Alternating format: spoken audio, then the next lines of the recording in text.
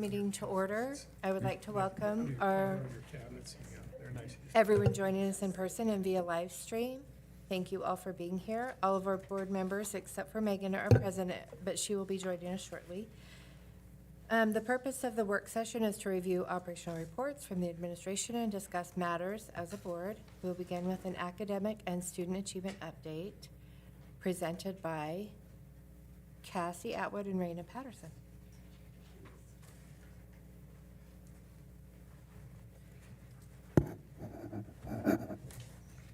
Thank you. I want to send Amy's sincere apologies to you for not being able to be here. She's feeling under the weather, so I'm going to fill in for. We just want to give a quick update on the state's rollout of essential standards and what we've been doing with them here as a district. So this summer, the state put together a committee of educators from across the state to come together and work in the 4 core subjects of ELA, math, science, and social studies, to work on a framework of documentation to outline essential standards.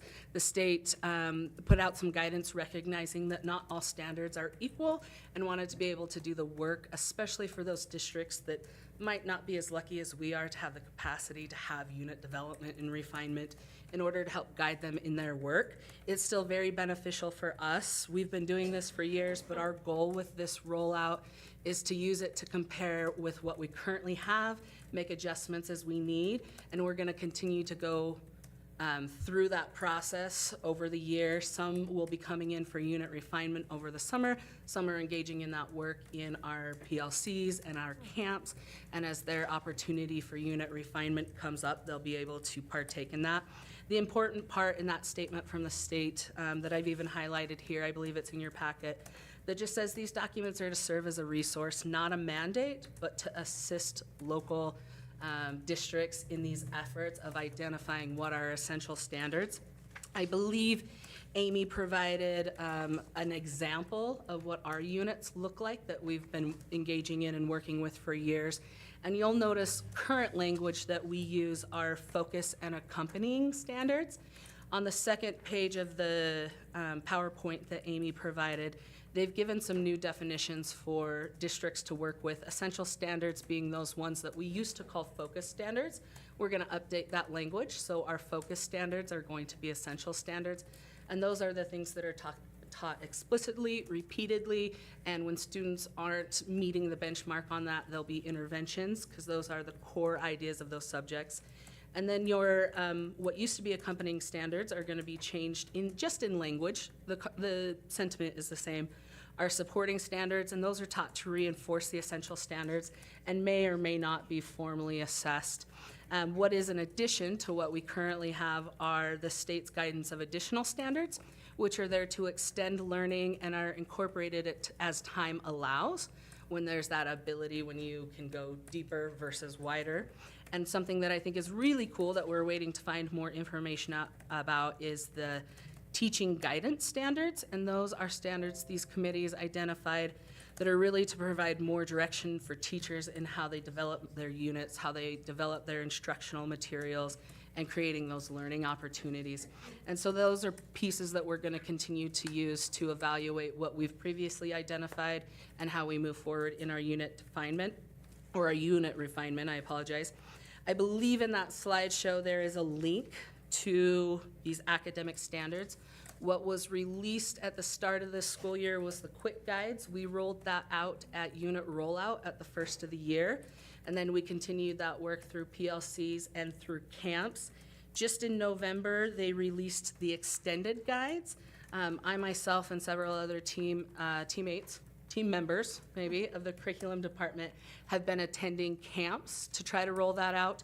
We had a Zoom meeting scheduled for PLC, but unfortunately I needed to be out for a week due to a family event, so I needed to postpone that. So in January, we are going to host that again, where all secondary PLCs will join me in a Zoom during PLC time so that we can further roll out what those extended guides look like. And what we're very excited to see is in 2025, the state, they say early 2025, so fingers crossed.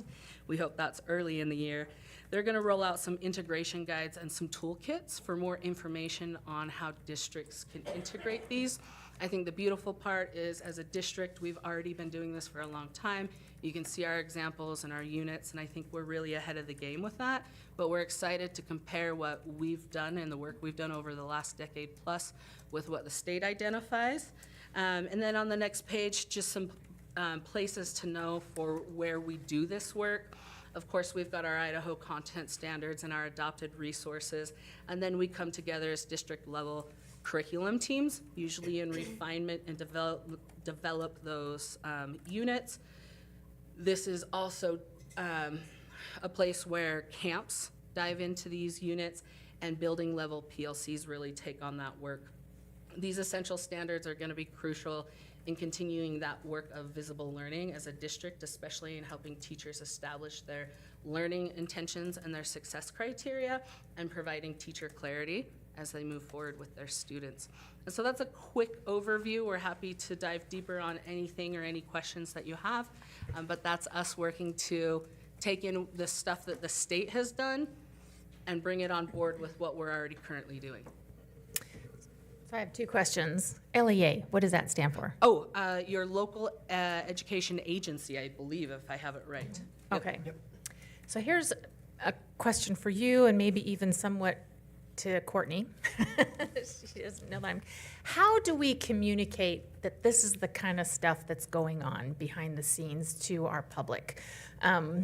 You know, we met with legislators last night, and we all know that there's the rumblings of vouchers coming out, and there's this perception that, you know, parents know best and that they can do and you know, more than teachers. But this is stuff that is, you know, the training that you're giving to teachers, the quality that we're bringing to our students and to the curriculum. I mean, there's just so much really great stuff that we are doing, sharing with other districts. How do we continue to make that front and center this coming year?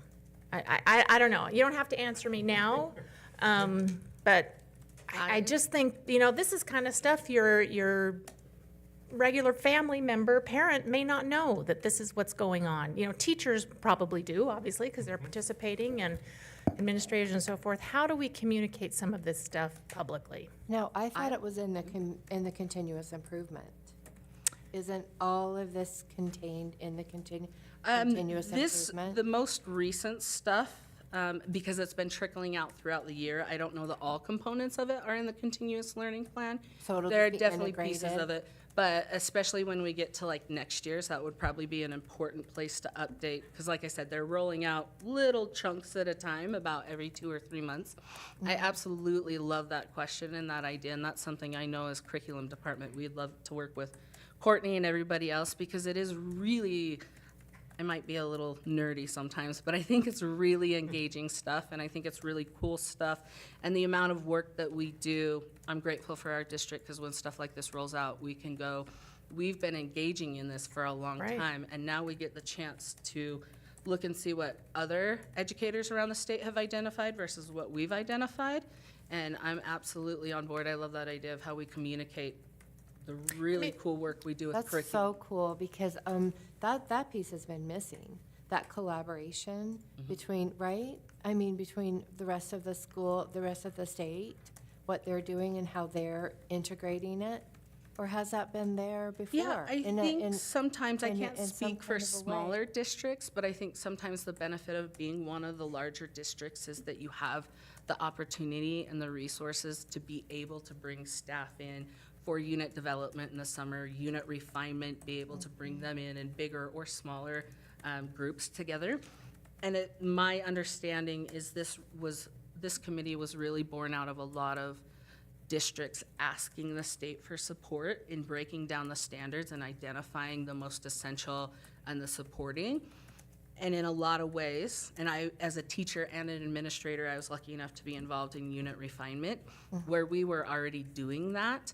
And I think some of the benefit is, one, the leadership in our district that has identified that for decades plus, as well as the luxury of being a larger district that gets to do that and has the opportunities and resources for it. But it is really cool stuff. It is very important in driving our learning in our classrooms. Every core curriculum has units available. They've been developed by committee members that are identified to be part of that work. And every few years, they also get to come back in and refine that, update it. And so what we've been doing, I think, is phenomenal over the years. I'm excited for this because now we get to gauge what we've been doing, compare, contrast. There might be places for updating, but they've added in those additional components of the teacher integration guides, which I think is monumental professional development for our teachers as well.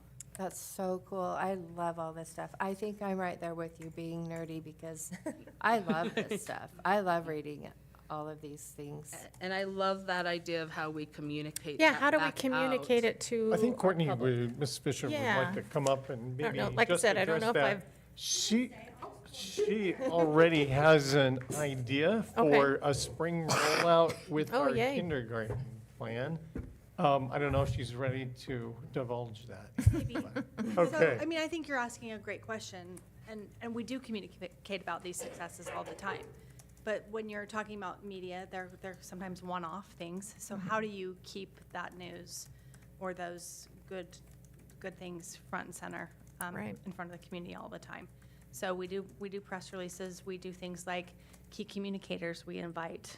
We've talked about our teacher training and that a number of times. So it's weaving those into all of the things we do so that they're not just one-off things. And there's certainly better other things that we can do to keep that kind of rolling. I think we talked about in our attendance committee, maybe we need to onboard our families a little better with some communication pieces that they just get right from the front and center when they enroll. What to expect. So we're setting those expectations right up front, sharing some of the successes, sharing some of the things and resources that they can expect to receive or what they can expect from teachers and how our teachers are trained. And that might help us keep that front and center a little bit better. I love But- the board brief that you've been doing. Yeah, I the feel board like brief. It's so concise and it's got the links right there. I just think that is so great. I love that. And when you say, when you're onboarding parents, do you mean, so every teacher has their own way of communicating? Right. Whether it's, I mean, there's a lot. There are a lot. But are you saying to have a common way that follows them throughout?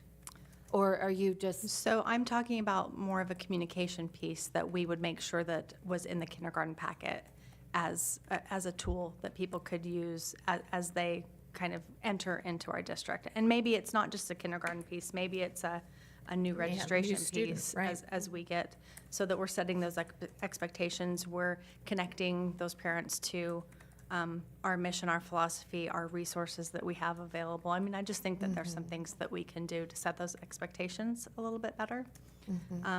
But sharing those good news, we are we're the 5th largest district in Idaho. We have innumerable things on a weekly basis. So keeping and framing that on an ongoing basis is challenging, Sure. for sure. We're constantly sharing good stories, but then there's that news cycle that's very short and people are on to the next. So I'm open to ideas for how we keep some of these things. We have a district webpage for accomplishments. We could reevaluate that and put some of these things on there. We could, we're constantly trying to add things to the website. We could add something about this. We just did an hour of code page to really showcase Yeah. that whole event. There's lots of things that we can do. But I think we're doing it at the same time. But how do we do it better? I'm always asking that question, so I appreciate Yeah, it. just something to, Under the a curriculum, right? fresh, yeah, yeah. yeah, I love that. Would you add anything? Nope. Okay.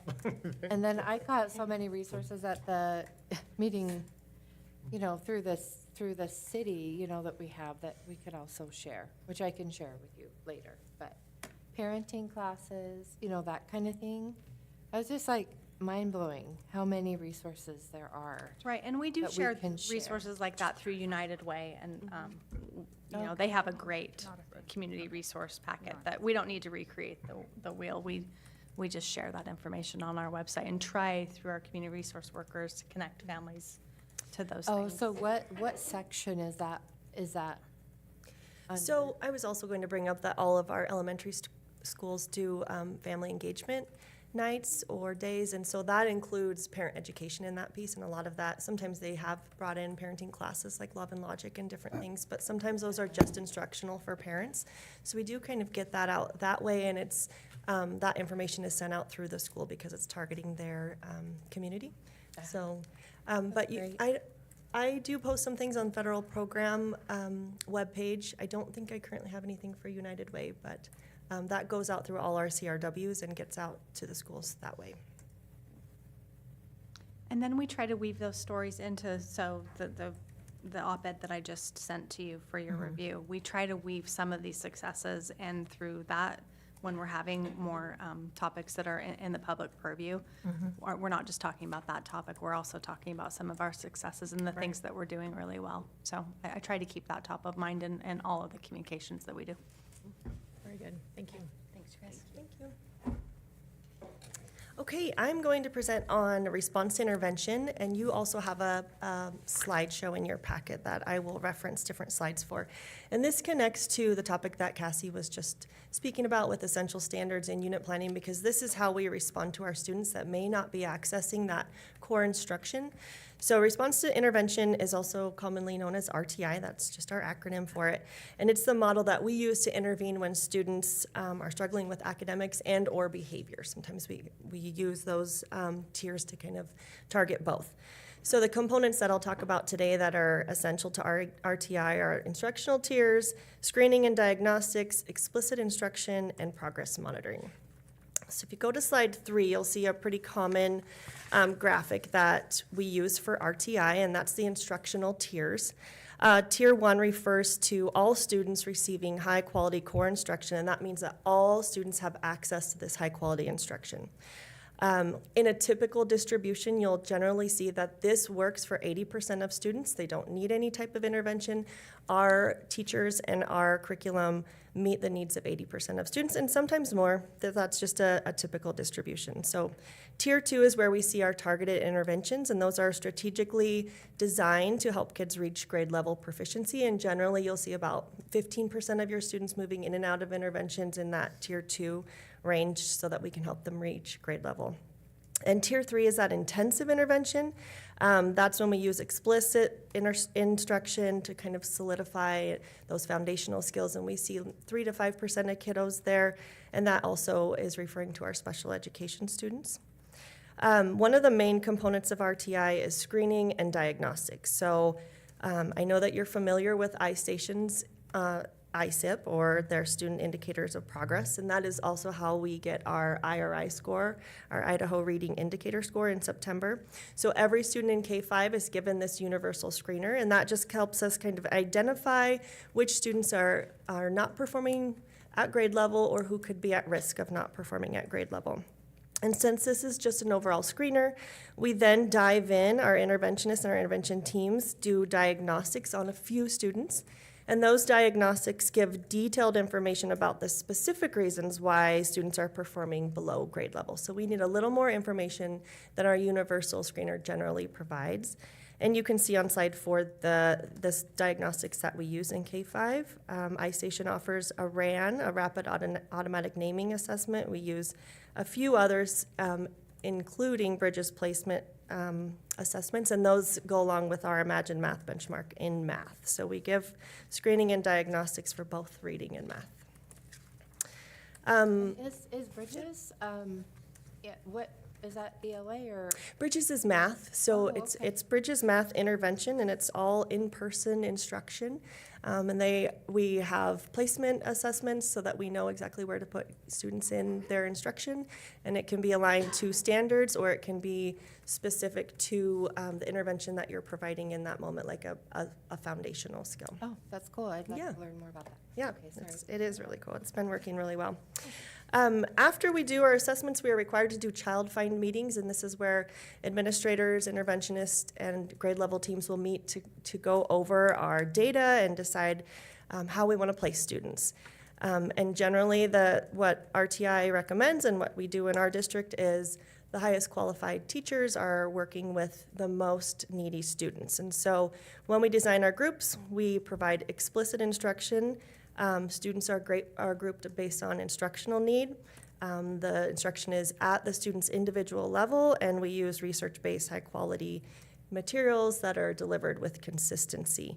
And you can see on slide 5, we have protocol intervention curriculum so that all of our elementary schools are using the same curriculum. And if we're going to have a new curriculum, we review this and we have pilots, and this is supplemental curriculum to our core. In our district, we have a few common models of instruction. One of the most popular in K2 is our walk to read model. And that's when all students, you may have heard of WIN groups, that's what I need, all students are moving at the same time. So this covers everyone going from maybe special education to an intervention group, grade level groups, and enrichment groups. So they're all moving at the same time to get the instruction that they need in the moment. We often will have a para maybe push in to kind of assist with the whole class while a teacher pulls a group.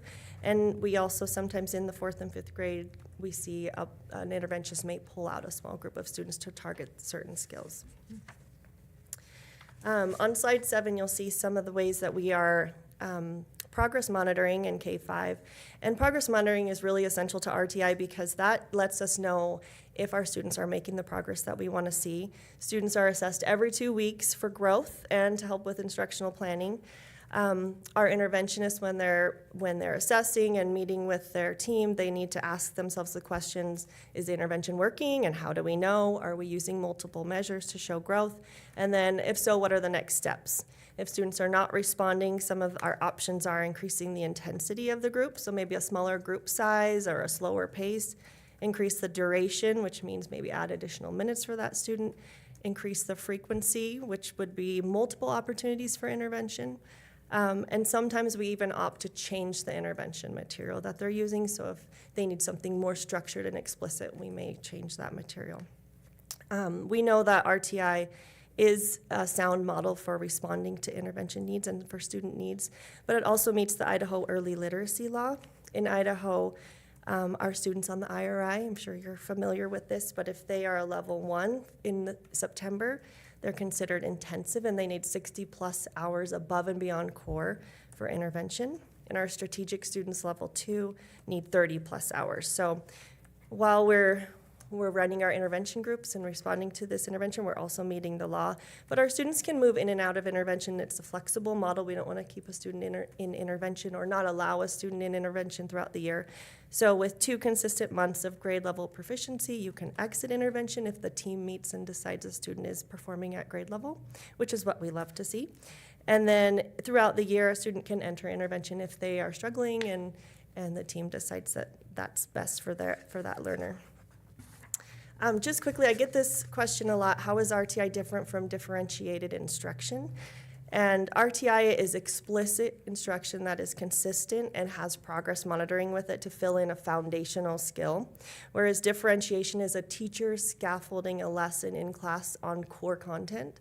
So those things are a little bit different, whereas intervention is kind of filling in a gap, and differentiation is modifying a lesson in class that is a grade level material at that level and grade level. I have on slide 10 just how our interventionists are involved. I'll let you read that on your own, but we meet monthly for PLC with interventionists to make sure that we are all working together, that we are all on the same page, and that if we need to make changes to our model, that's where we decide to do that together. And so you have an interventionist for every building? We do. Okay, that's right. Yeah. And yeah, you can reach out anytime for questions, and I'm happy to answer anything right now, too. So I do have a question. So in theory, this sounds amazing. How is it working practically? I mean, what are your challenges? Are you fully staffed? I mean, you mentioned that there's an interventionist in every school. I mean, is it? I think that we are very fortunate to have this model has been running for many years here. So Okay. it honestly is a well-oiled machine in most schools. Our interventionists are very knowledgeable. They're generally our teachers that have the most knowledge about reading instruction.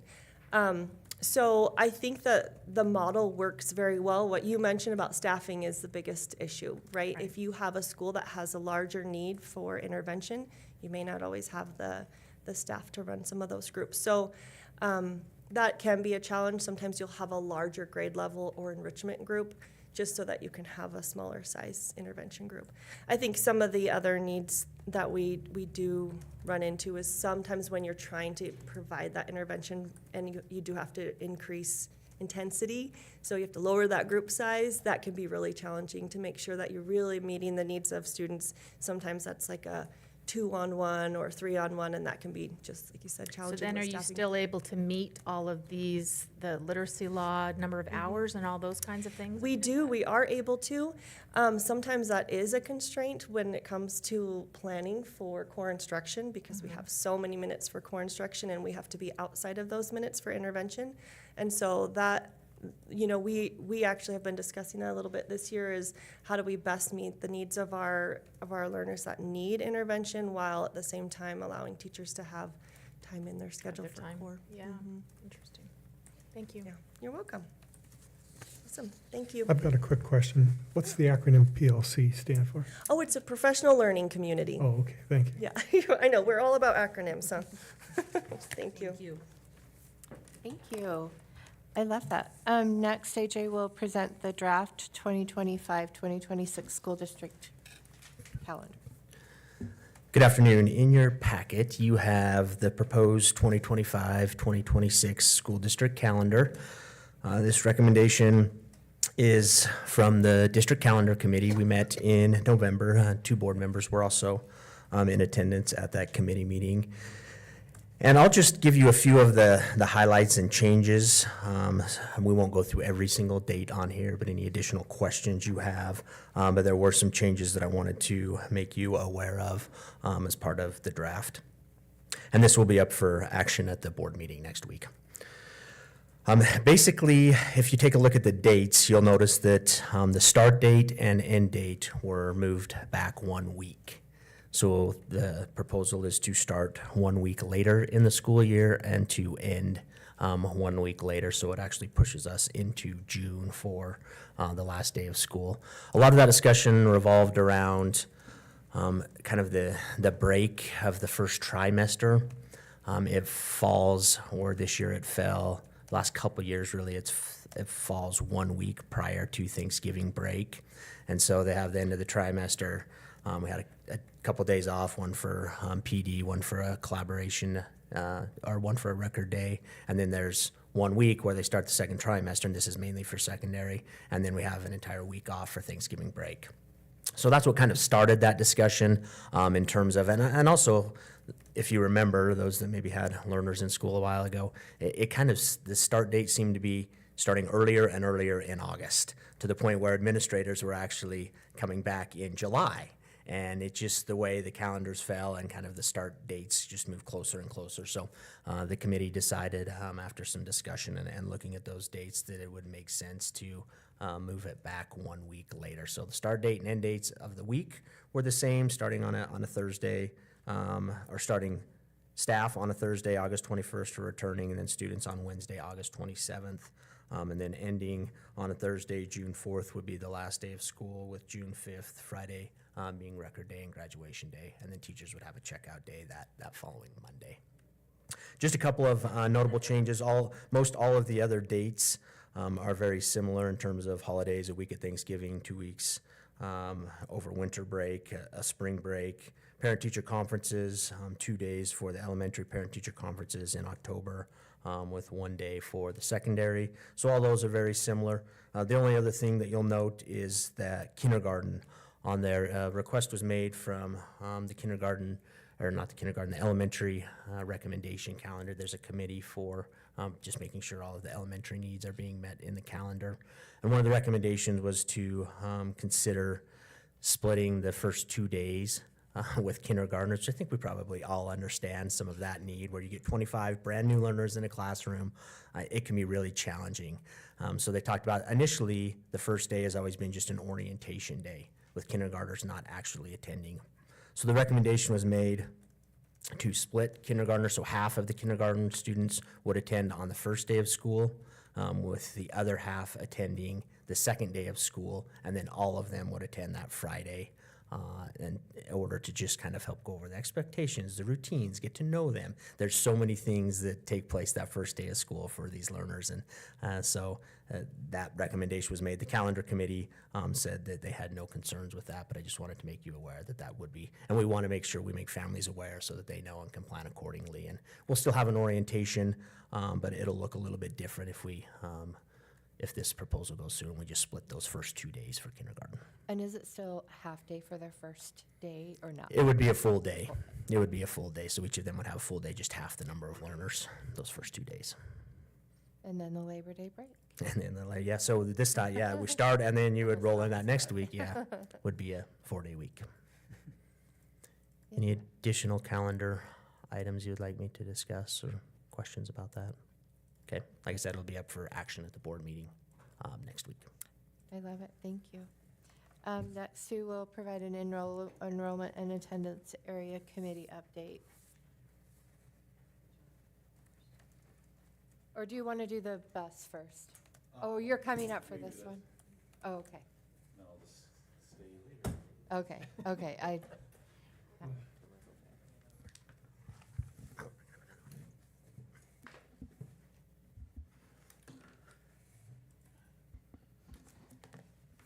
You're up first. Okay. We voted. They voted. I'm up first. Board. I'm here to help emphasize the primary reason that we have started down this path in attendance and enrollment areas. And so the first PDF in your packet there is a little chart, state funding for the general fund. So based a portion. Is everyone there? Again, I wanted to kind of review this, and then we can talk about it. Down the left-hand side with these little boxes and arrows, I wanted to reiterate how we get funding from the state. This is at a district level through district enrollment. Again, that first box is enrollment, number of students that attend our public school district. We actually get paid on average daily attendance, so when the students are in seats. And so I know we have done a great job, our team, trying to increase that attendance, but yet, as you know, it will never exceed the enrollment that the schools have there. Then that number, through some calculations, creates the support unit. And that's basically our fundamental payment method that we do get from the state. And then those support units are translated into our staffing allocations. Those support units tell us how much staffing we'll get reimbursed or funded for, as well as the operational dollars. Okay? So now if you go over to the charts on the right-hand side, that kind of tries to correlate that. You'll see the school year. You'll see a bold, that's the year before, or actually the year of COVID. And so that was the last year that we, previously were based on average daily attendance.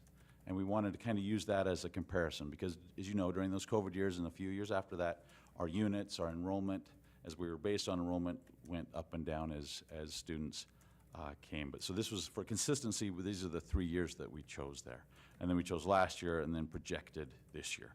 As you can see, our enrollment and the difference there between the previous cell and the existing cell. As you can see, last year we experienced 564 lower enrollment from the 1920 school year, and then this year in the fall, this would be actual number 377 and decrease in enrollment, again, district-wide.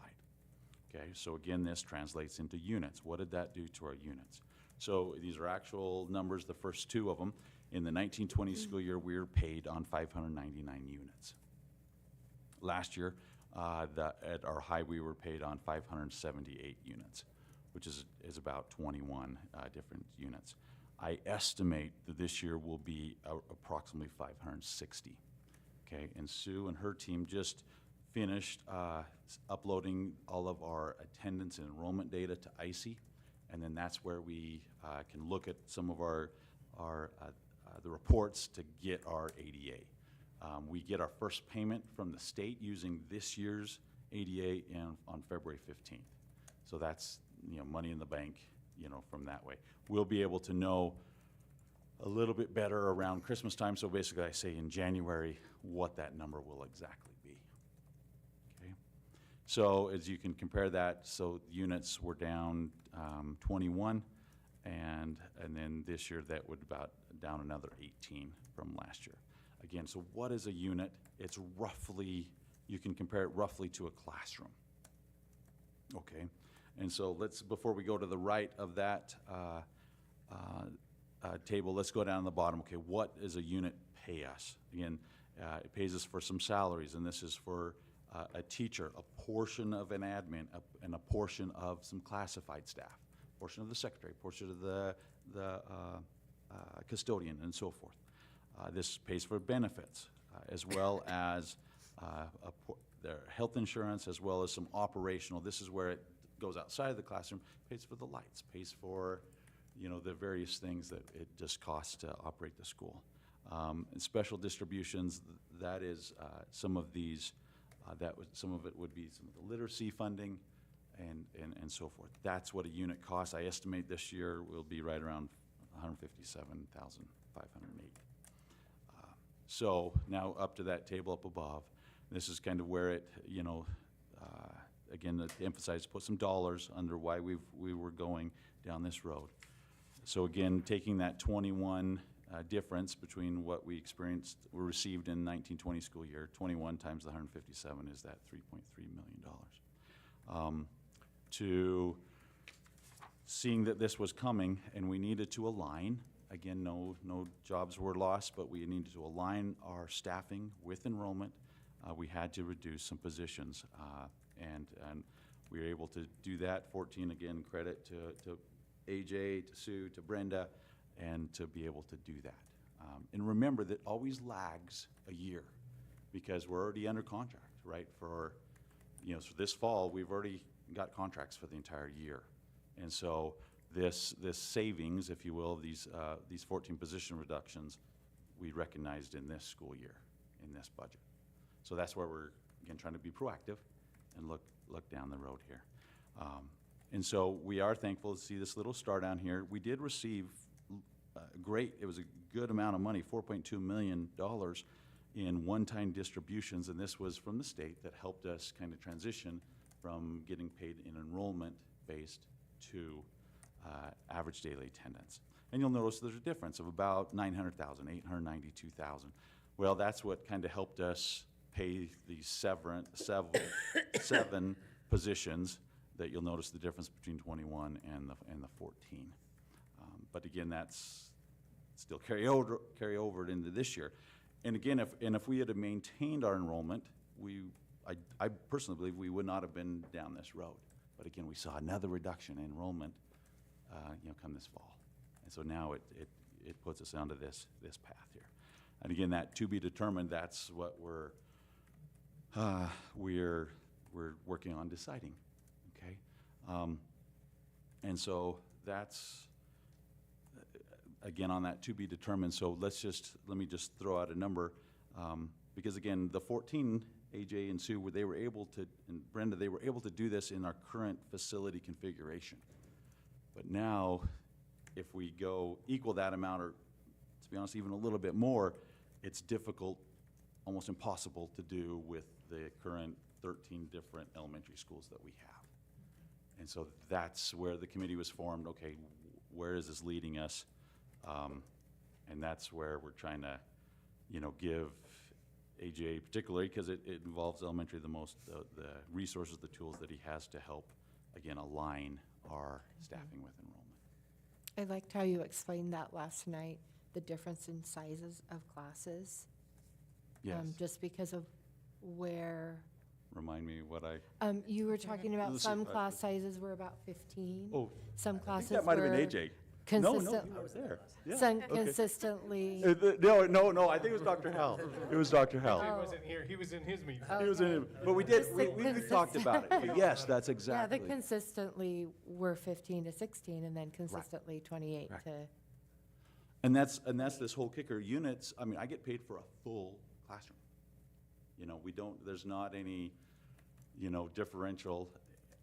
And we do get paid a little bit different from the elementary to secondary. Again, we can dive into those details, but again, to keep it at a higher level. But in general, we get paid for a full classroom. And so when they're not full, or buildings aren't full, that's what puts some tightness on the budget, and the numbers and so forth. So in a nutshell, then what we're looking at is a $2.8 million deficit anticipated this year, next year. Correct. And that might even go up more in the future, but that's what we're looking at right now. That is correct. So I will mention, so again, for last year, you still, in June, you approved a balanced budget. And that was because we were able to, reduce some of these positions. And so now we're looking at revenue on this side. So yes, so you mentioned the 2.8 in reduction, and then plus any carryover, or negative carryover from last year. Again, that's the challenge that we'll take up in the spring, is give a balanced budget. That's everybody's job is to approve a balanced budget. Here's the revenues coming in, no matter the highs or the lows, a balanced budget. And so we can put those expenditures and so forth. But it takes several months to do that, and that's part of this process, is essentially, in my world, give a balanced budget next June. It's so many moving parts. There are. There definitely are. So, and again, just wanted to emphasize this, is it's basically, to frame it, it started as an enrollment and a budgetary issue. Secondary, then we will talk about facilities, right? So now that's coming up. You heard that from the committee. And we can talk a little bit more about today, more next week and so forth. But the primary reason is it was enrollment. We just don't have the kids to fill all of our buildings. So main goals of the committee's balanced budget. Second is, the overall. Well, that's That's more me. yours. That's me. That's Yeah, my world. and then That's the different from committees were. But essentially, they are helping us get that. To get to yours, right? But more of a alignment, Correct. Alignment, Okay. staffing to it. which includes a lot of things. And AJ told me I could go first because I'm not feeling well and I can bow out then. So middle school hasn't changed at all because we're still waiting on elementary, but I don't, like I said, foresee that changing a whole lot. High school, we met last week, and the committee looked at a lot of different options and a lot of different scenarios. And in your packet, there's 6 different ones that we looked at. Those are the ones that we took seriously. And part of it, let me go back. We're looking at balancing Pocatello High School and Century High School and keeping them both 5A, but getting them a little more balanced. 7 years ago, Pokey had lower enrollment and high free reduced lunch numbers, and Century had opposite. And the board at that time said we need to fix that. But what happened actually was they flipped it. So now Century has lower numbers and higher socioeconomic free reduced lunch, and Pokey's has gone the opposite. And so the committee said, we really can't do this again. We have to find someplace in the middle. And so they looked at numbers, they looked at free reduced lunch, they looked at travel time in the busing, and we did talk with our transportation department, and their one request was, if you're going to change something south of town, please change it so the bus runs north-south and that we don't cut across the middle, because they have to run a bus from the top to the bottom. There's no place to turn around in the middle of it. So it was particularly Johnny Creek. It's significantly more beneficial for them if we can run straight from one end to the other. So that was some of the things that the community started with. So the committee, when we first started, well, what if we just cut that in half? And I said, that's great, but where's the bus gonna turn around? Oh, there's no place for it to turn around. I was like, okay, well, let's look at something else. So they requested lots of different areas, and you got maps on all those different areas that they had requested in the descriptions. And then on Wednesday night, we literally played with, well, what if we did this? What if we did that? What if we did this? And the option that the committee came to consensus with is actually option A. It's at the bottom. Those first 4 options were what they requested that I gather up information and that our GIS person put together before that meeting. And when we got there, I said, well, that doesn't quite get what we want. What about this and this? And so we looked at option A and we looked at option B. And for balancing Century and Pokey, for free reduced lunch numbers and for numbers, getting some more numbers into Century, option A worked. Is that what Fram, is Fram? Fram is free reduced, and I can't remember the A and M. It's free That's reduced what my application. And so that's what Reduced Fram lunch is. is fine. And we looked seriously at taking the whole boundary and moving it, essentially turning it. So Century had more of the south end of the city, and Highland got more of the middle, and Pokey got more of the top. And it took people out of Highland, and that was one of the questions that I posed first. I'm like, devil's advocate, do we want to keep a 6A and 2 5s, or do we want to have 3 5As? And the committee as a whole thought at this time, keep Highland and leave it alone, keep it at a 6A, balance the other 2. And then when Highland is finished, built in 2 years, we may have to look at doing boundaries again and see, well, because growth is still north of town. course. And so, and there are districts in Idaho that look at boundaries every single year to see, in some years We it gets should tweaked, look and at some it, years it doesn't get just to be tweaked. sure But it needs, works still. and so, for the biggest impact, but the least amount of families impacted, they voted for option A, which is essentially the east side of Old Bannock Highway from Grant Street to the bottom. The east side would go to Century because it connects to Century's boundaries, and the Johnny Creek Country Club side would continue to go to Pokey. Is that the one that has kind of like a line in the blue, Let me see if I can right? It find- just says draft on the. So This is right at the this- top. This is Option A. the, Okay. this is the one we're looking at, so everything on this side would go to Century, and all of this would go to Pocatello High School. So what's that little, There's this little jog out right here. yeah, There's a community that's not connected to Johnny Creek Oh, and okay. Country Club. It's connected to Old Bannock Highway, and it's that'll just be as, Pokey? it's just as easy, nope, that'll be Century. That'll And be it's just Century. as easy to run the bus through that as it was to come back up and run it. It could have gone either way, but to get a few more kids to Century, that was a nice, easy fix to put in some extra kids in Century. So then that little area would be added to the green area for Correct, Century, okay. yes. So how does that affect if you, throughout the whole district, if you've got a kid going to, so you've got a brother going to one of the schools and you're not there yet, but you're gonna be, do they get to go to that school? Or is that So, gonna- so that's up to you guys when you get done with all of this. What we've done in the past is anybody that's at the school for secondary can stay at the school. All right, Anybody who's a sibling coming up for the first, last time it was 3 years, has first dibs on transfers. okay. So, given a specific time, if you apply for it before such and such a time, if you're a sibling, you automatically get to go. And that's in our board policy, actually, that siblings get first on the Right. transfer. Okay. But once the school is full, the school is full. So even if you were a sibling, if the school is full, the school is full. But based on these numbers, there would be room for transfers to everywhere for a while. Excuse me. Okay. These maps are really hard for me to understand because I haven't really had a You're chance good. to look at them. But is there any way to superimpose onto what it was before? Or at least side by side? So it's right here. Oh, that's it, okay. Is, these are the original, the boundaries that we have currently. And this little part right here is this big part. Oh, so that's the only change? That was the only change, and that was 95 kids.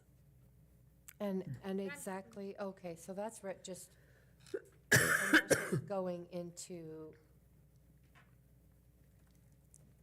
I'm still confused. So that little chunk is going to Century? That little chunk will go to Okay. Century. Oh, I guess I misunderstood. And then Highland isn't changed at all. So You were can you already point to it Pokey. on yours? Sure, it's right here. Okay, So this right here, this right here is what is going, Century. Currently, it goes to It was Pocatello High School. Pokey now. It will, blue still, Right. it's not green. correct, but Okay. where the outline is would I be see. going to Century Oh, High that School. makes sense. Okay, so let me see if I understand, if I can Sure. summarize. Highland isn't going to be changed at It all. doesn't change at all. And then to fix the flip Mhm. that's happened, that small segment would be taken from Pocatello and added to Century. Correct. Okay. So 95 kids would move to Century, and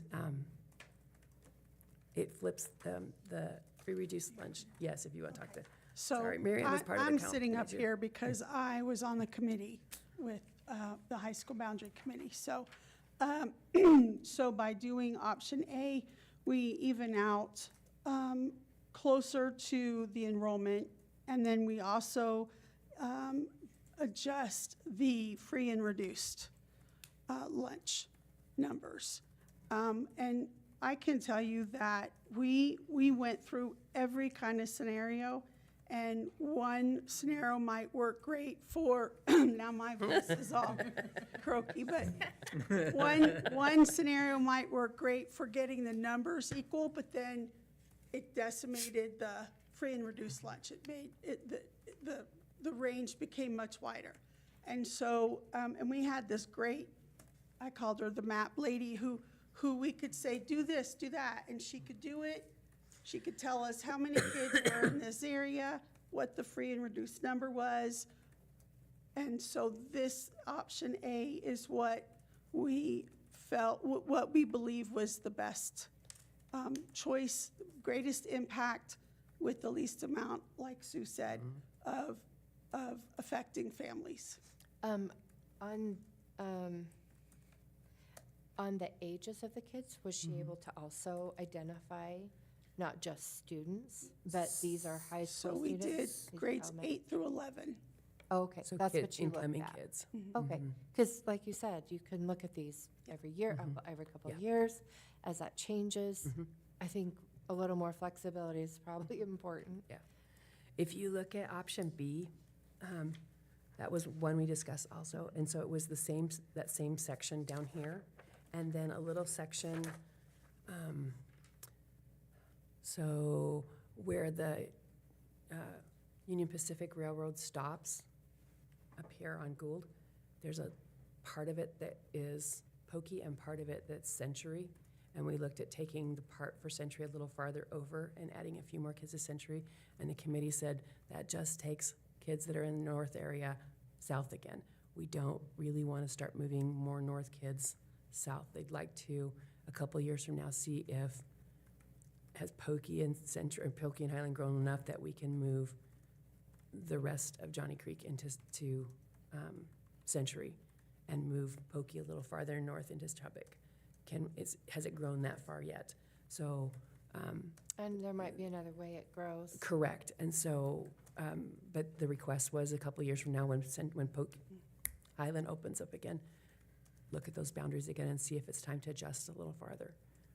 And I've got a question. Mm-hmm. I don't know if I'm opening a whole can of worms. So, this obviously addresses the number issues, which at the end of the day, shuffling 100 kids doesn't seem that significant. So now my question is there a culture issue going on at the school There could be. that needs to be addressed There could be. Which, at Century? There could I be. mean, I think from what I hear from parents, educators, there is a culture issue going on there. That, here we've got a school that's been burned down and they're dealing with, the worst of circumstances, and yet they still can rally and get participation and support communities. I mean, there is a drastic difference. And we're seeing the same at Pokey. There's a huge, rallying of this, they've been injected with some school support and some And so my concern is that it's not just a numbers problem. And that's conversations we're having, Okay. so. And I don't know how involved the board gets with some of that, but I mean, there's been some stuff that's happened that I'm really scratching my head. So, thank you. Yep. That's all probably Yep. needs to be said. Okay, Yeah, one more question. absolutely. Back with, that we went past it. So if a kid's living in that area, but he's already going to Pokey, how does the bus situation work for them? So the buses will, the busing won't come down into that area, but the buses are gonna run along Bannock Highway, Right? and they're gonna pick up on this side for Century, and they're gonna pick up on this side for Pokey. You have to get to the closest bus stop. But they will have the option to go on a bus. If they wanna get, if they're here and they wanna go to a Pokey bus, they have to get to the closest bus stop over here. Okay. So, Well, I just Which was is wondering. currently how it is is anyway, anyway, yep. with the ability to. Yep. As long as there's room on the bus. As long as there's room on the bus. We tried Yeah. that. Oh, okay. You know, again, fill our buses as full as we can, but Yep. yet allow for these type of. Okay, because it was my understanding when we had the open enrollment, if you decided to go to school out of your boundary, you had to provide your own transport. and you still do, but if you can get to the closest bus stop and there's room on that bus, and that's anywhere in the district, Oh, you can okay. ride the bus. Okay, thank you. I have one more. Yes. I know we kind of sprung this on you. You're good. I'll take the blame. You're good. I sprung this on you last, and I feel like my question lies with, the thought process was to kind of wait and see what elementary, middle school did. What, in your opinion, after this meeting on draft A, how does that trickle up? Or do you think that it really does help solve the problem for now until we figure out what's going on after Highland? The committee as a whole said this would get more numbers into Century. And then if there's a culture issue or if there's something else, we need to continue working on that. But this would get more kids into Century. So kind of But looking not at, disadvantage Pokey tremendously. Correct. It's not gonna 'Cause we flip, don't wanna it's not gonna flip it disadvantage backwards. anybody. It's a much better evening out. so my question is more pointed to like the middle school, like dispersal. How does that play into this? Like, is it only affecting one middle school that kind of has a little It will different? affect one middle school. That's it, All okay. of those kids are from Irving. Which currently, it affects more, right? Currently, more than one middle school has like kids going to, one of them has kids going to 3 high schools. Yeah, Correct? the middle schools, none of them feed directly into one high school. Okay. Oh, so They that's all kind of have, the same they, way with all yeah, of they them. all have 2 to 3. I don't think it's a bad thing. Yeah. I just. But all the kids we're talking about in that section all go to Irving, and they would continue to go to Irving. Thank you. Okay, I'm bowing out. Feel better. Yeah, you need to go rest, it sounds like. And I guess we can talk about public forum type of things later. I've got that on my. Oh, okay. My follow-up here. I- Mine's actually quick. I just wanted to give you an update where we're at with the elementary committee and then talk about timeline moving forward as well. So the elementary committee scheduled 3 additional meetings. At the last board meeting, we were tasked with coming up with some additional options. As you remember, 1, what elementary enrollment areas would look like if we were to close Tendoy, and 2, what those enrollment areas would look like if we just balanced out, did our best to balance out the numbers but not close any schools. So we're working on that. We met last night for the first time. We have a meeting scheduled for next Monday, and then a third meeting for January 6th when we return from winter break. Our plan is to have those 2 options ready for you to go and schedule a special meeting because we don't want to wait until further into January. We know that time is important in this process, and we want to be able to get public input and the public forums as well. So we're looking at a possible special meeting, a date to be determined, but the week of January 6th to share those options with you. Go ahead. That's too early. I feel like with these, not even having like 3 days, to look at this before it goes out to the public, having that on January 6th. Because we're, with vacation, like not being, or will it be done before that we can look at it before? Well, we won't be voting on it at that time, right? Yeah, you will not be taking any action on. So I'm this would talking- be. Oh, no, I'm talking about the public forum. No, this isn't the public forum. So this is a special meeting where we would share the elementary committee's recommendations Oh, I with thought- those two additional options. I thought you were would be- saying a public forum. No, but then. I'm like, whoa. We haven't gotten there yet. But then the next week, once the information was shared with the board, then the following week, the 13th or the 15th, having a public forum. Now, it depends on how the board would like to proceed. There has been some consideration. Do we want to split this into two separate public meetings? One for elementary and one for secondary? Or would you like to just hold one public meeting? And these are things you don't have to decide right now, but to Right. consider as we're looking at timeline, what we want to do in terms of the public forum and public meeting.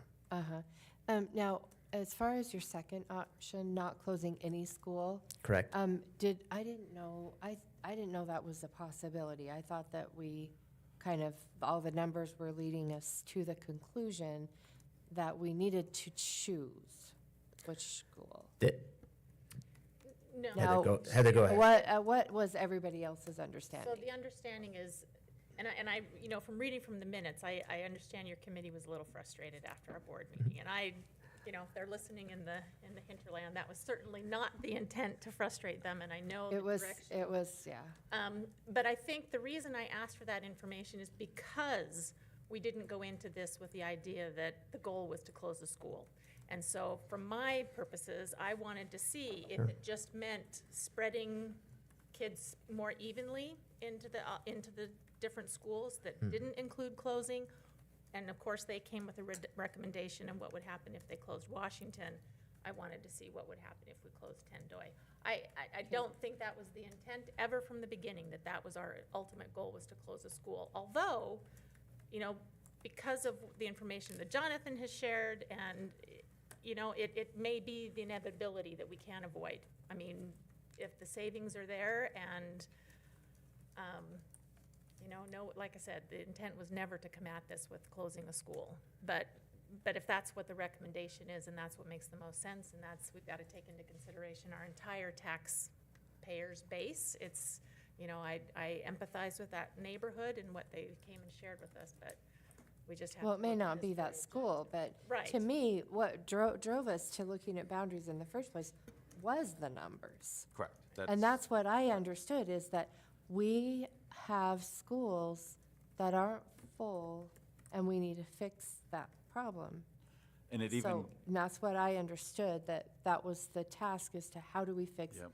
that problem? correct. It's even the school down into the classroom, and that's what AJ and Brenda and Sue taught me last spring when they went through this. I didn't realize the difficulty of, okay, I'm gonna say, okay, we need to cut 14 teachers. Well, it's not, you know, an entire grade level didn't leave one school, right? It's spread over the entire 13 schools. And so, yeah, the option's so there, but hard. I'm just telling you, it's gonna cost a lot of money, and there will be consequences, you know, if we have, you know, smaller classrooms, you know, scattered throughout the district. Because again, we only get It paid will for a full increase our classroom. costs a lot. It will. So definitely, Heather, to answer your But we question.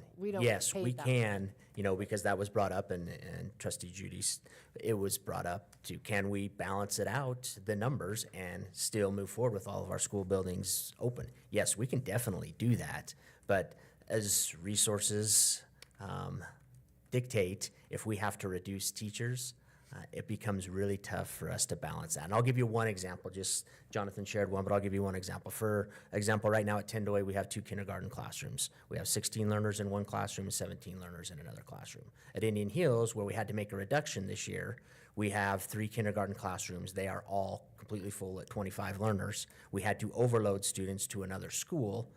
So for next year, looking at it, our option would be, well, it only makes sense, right? We have a class with 16, or a school with 16 and 17. We move one of those to first grade at Indian Hills, right, as we redistribute, so that we can account for those additional students, and numbers would balance out. Well, now that leaves us with one teacher at a school at Tendoy, where we have 33 learners. Well, they could only have 25, so now we're already overloading 8 learners. That's where the resource piece becomes really tough as we try to redistribute. We can do it, and we can manage it, but we're also talking a significant funding deficit that Although we're as a looking at parent, with the you're gonna declining say, enrollment. "Oh, Oh, yeah, as a great, I parent, want no to one's see going to this." complain, right? Right. I'm, Well, want as a my, teacher, my learner to have. That's an absolute classroom. dream. It but that's is, just you're not how right. we're funded. But It's then you just- got Indian Hills.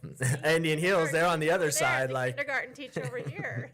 But in the So you How can is see. that disparate, right? Yes, you can see where that creates a resource. When we talk about maximizing resources, a lot of that is staffing when we're talking about the resource piece. So really, the committee was those two things, address the declining enrollment and maximize the resources, and which in turn was the I think it also needs to staffing. be noted that the busing, some of this redistribution, we've got to take that into It does. consideration too.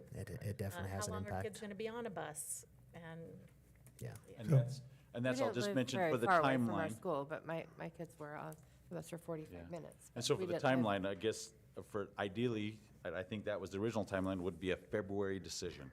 Just because it will take transportation, obviously, we still need to transport students from February until the end of May, but then also figure out and make sure everybody's ready with registration, see who's on this bus, who's on that.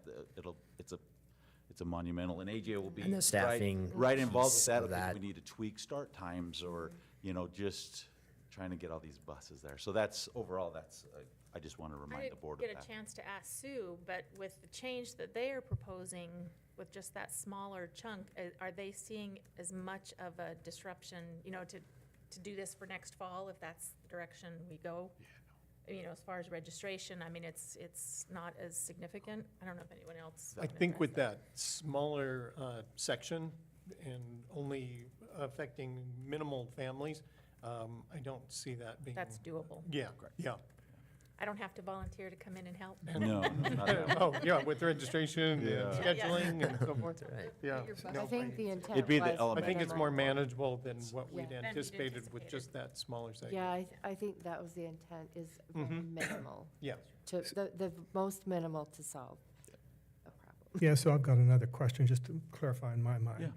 So right now, based upon the ADA, average daily attendance, and our enrollment, it's anticipated that next year, we're going to be $2.8 million in the hole. And that's going to continue if we keep the school open and maybe even increase, right? That is correct. And you say a hole, but it's just reduction in funding. Yeah, So the whole would be if we didn't change our expenditures, which is, as you know, As in, we 86% don't is close the staffing. school.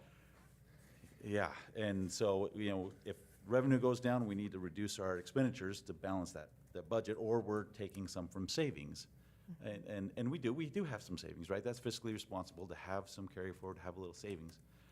It's just, But do we how use the much do we savings, take or do we and- plan? Correct. to Can we be ahead, So we proactive? don't have to dip into the savings. correct, or just a very minimal amount, just to hopefully enrollment will stabilize. and right now, we've been able to, through reduction in force, we don't have to actually eliminate anybody. Correct. If we close the school. And so then also too, there's maintenance costs associated with keeping the school open. And there are. And that would be in addition to the 2.8 million, which is personnel. Yes, and that's. Salaries, et cetera. If I may, I'd look at Dr. Halleck. So I think next week, we're going to have probably, and it's even, we'll add this to a discussion about facilities.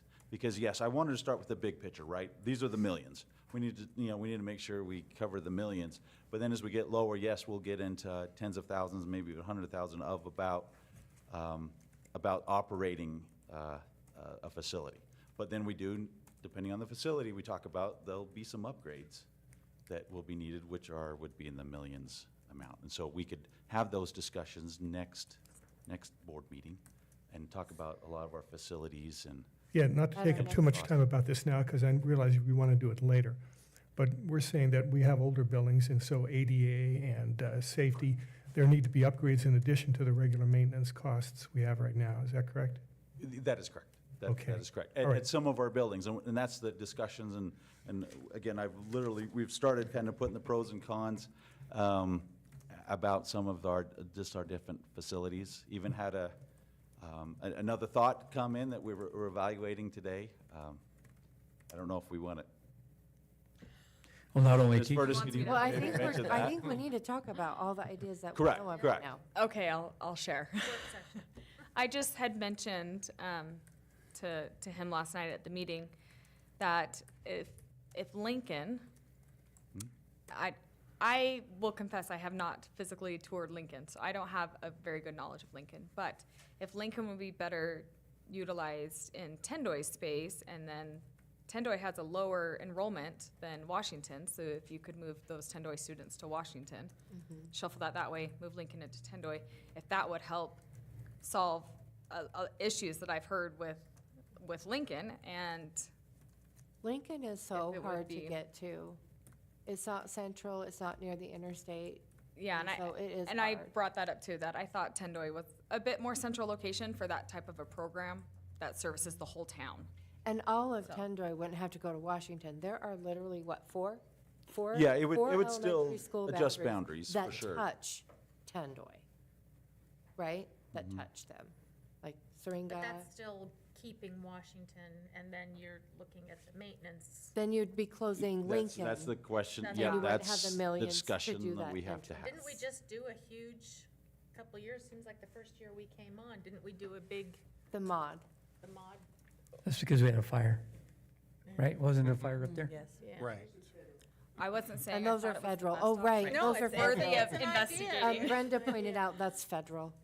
That's a federal. And that's a Just- part of, go ahead. Yeah, you could probably, so just something to that's be the way aware it of as starts. we start looking at this, where we have two programs at Lincoln, preschool programs. One's the Head Start program, which is a federally funded program, which our district is the LEA over, and there's certain ties and attachments when it comes to federal funds, that those have to stay with Head Start. They're not the school districts, and Jonathan could probably explain that a little more. And then we have our early intervention program, Right. which provides additional services for our preschoolers that have IEPs and need additional supports and services. So two separate programs that are over there that both use that same, they call them Lincoln Preschool, but both use that same facility. So there would be some discussion in terms of what that could look like. Typically, or right now, they use, between the two of them, they use 14 classrooms. So Head And Start how- uses 8 classrooms, including their mods. Early Intervention uses 6 classrooms. But they also have, Head Start has a significant number of staff members that have offices that are all upstairs that you've seen on that second floor. So Tendoy itself only has 13 classrooms, but it doesn't mean that there wouldn't be some options as we look at, there's 2 programs over there, what that could possibly look like as So we if you consider were- options. Right, so if you were to use a classroom, well, it is upstairs, it is classrooms that they've divided into Right. offices. So Correct. then you would be doing the same thing. You would be using classrooms that are also divided into offices exactly the same way. Because upstairs, it was all classrooms. But they need 14 classrooms. Yes, Not- just full classrooms, not including offices. So I don't think you could, so you how could many? split the 2 preschools and probably look at some option for maybe early intervention if you wanted to consider something like that moving into Tendoy, because they need a fair amount of space as well for OT and PT services, for their speech services. So that's just, the regular classroom. So Tendoy itself would not be large enough to house both of those programs, but definitely you could look at if you wanted to use one of the facilities. If a facility was closed as a regular elementary school as a possible option for something like that, a program, So early intervention. Or do one program at Tendoy and one Good. program, say, Washington or Indian Hills? Is that what you're saying? Or no? It Oh, would stay at Lincoln. One stay. program could stay at so Lincoln no Head building would Start. close then. But then we will talk about operational Because what about costs and so forth. closing Lincoln? I think that's what she was. And that's, and that. That's that- what I. That's what she was Right, saying. but that's not what you just said. Well, again, there's several different options that have even, or the option that came there is, okay, do you utilize both of them? Obviously, they would be very, very underutilized. Use the federal funds to fix Washington. But Program there. but funds the tough thing is, once you use those federal funds, it's theirs. And that's what we'll talk about with Lincoln, because those Do they- modulars have, Oh, they're federally funded. We can't, can't move them, can't use.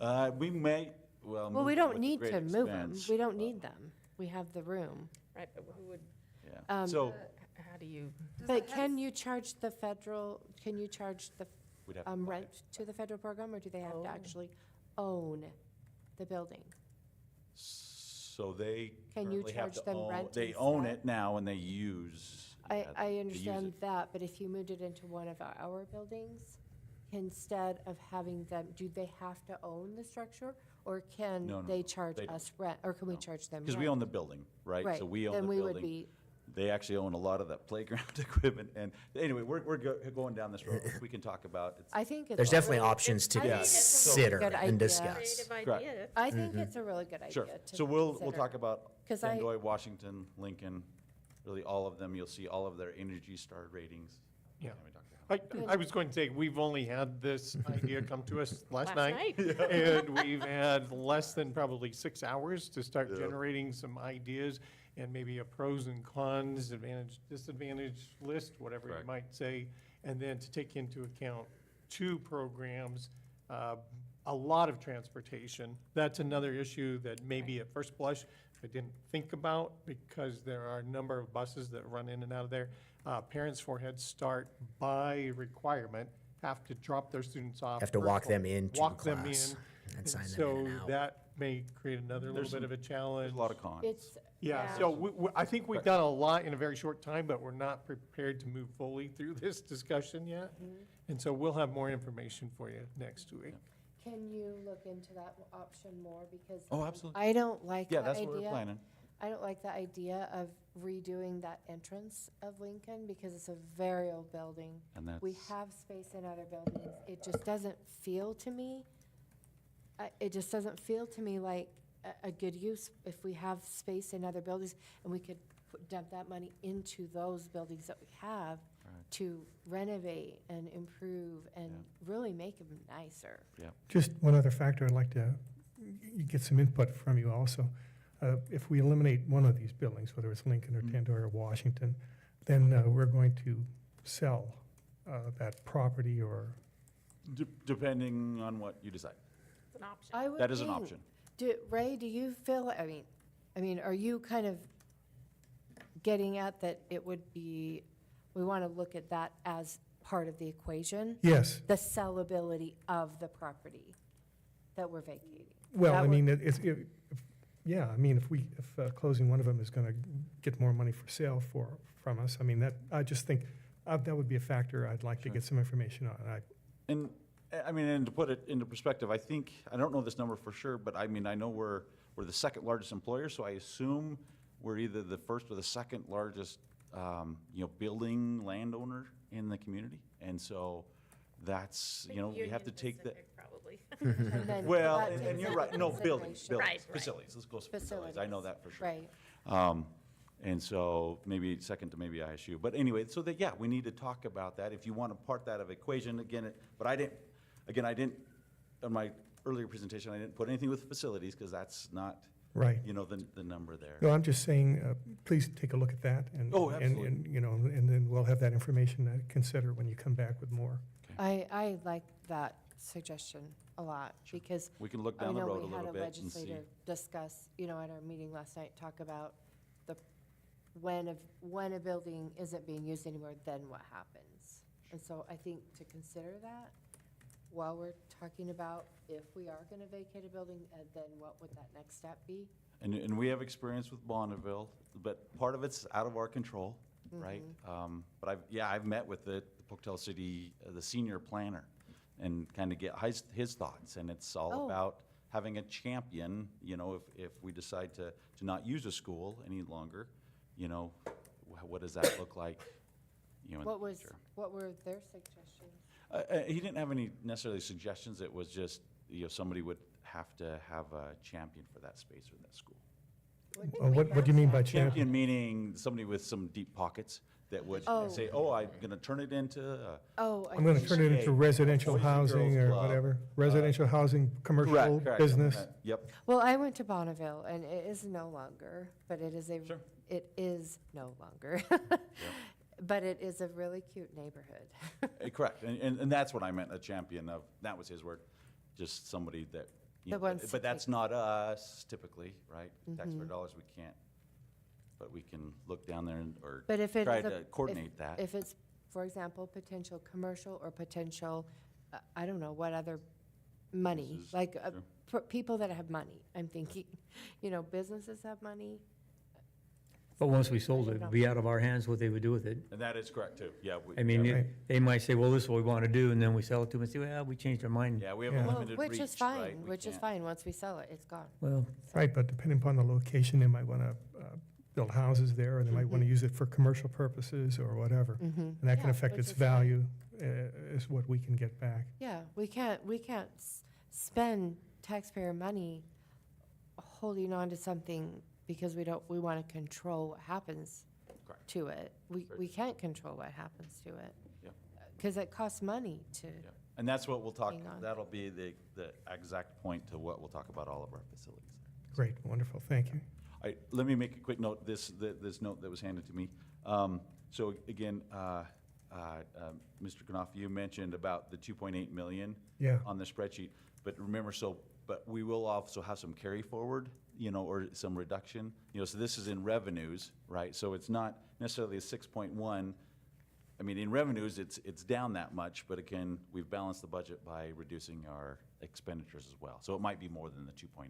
Right, well, again, the 3.3 was reduced by the fact that we got $4.2 million That's from, correct. right, That is correct. right, so, But then ongoing, I mean, that was one-time money. Right. Depending on how much we use in our savings, that's still a reduction from the 19. yeah, but we can't count on that kind of largesse. No, again. we mhm. will not see that again. We're talking a No. minimum probably of 2.8, and if That is enrollment correct. continues to That's correct. decline, it's going to increase. Yeah, okay. Yeah. I just wanted to clarify that and thank whoever gave that to yeah, me.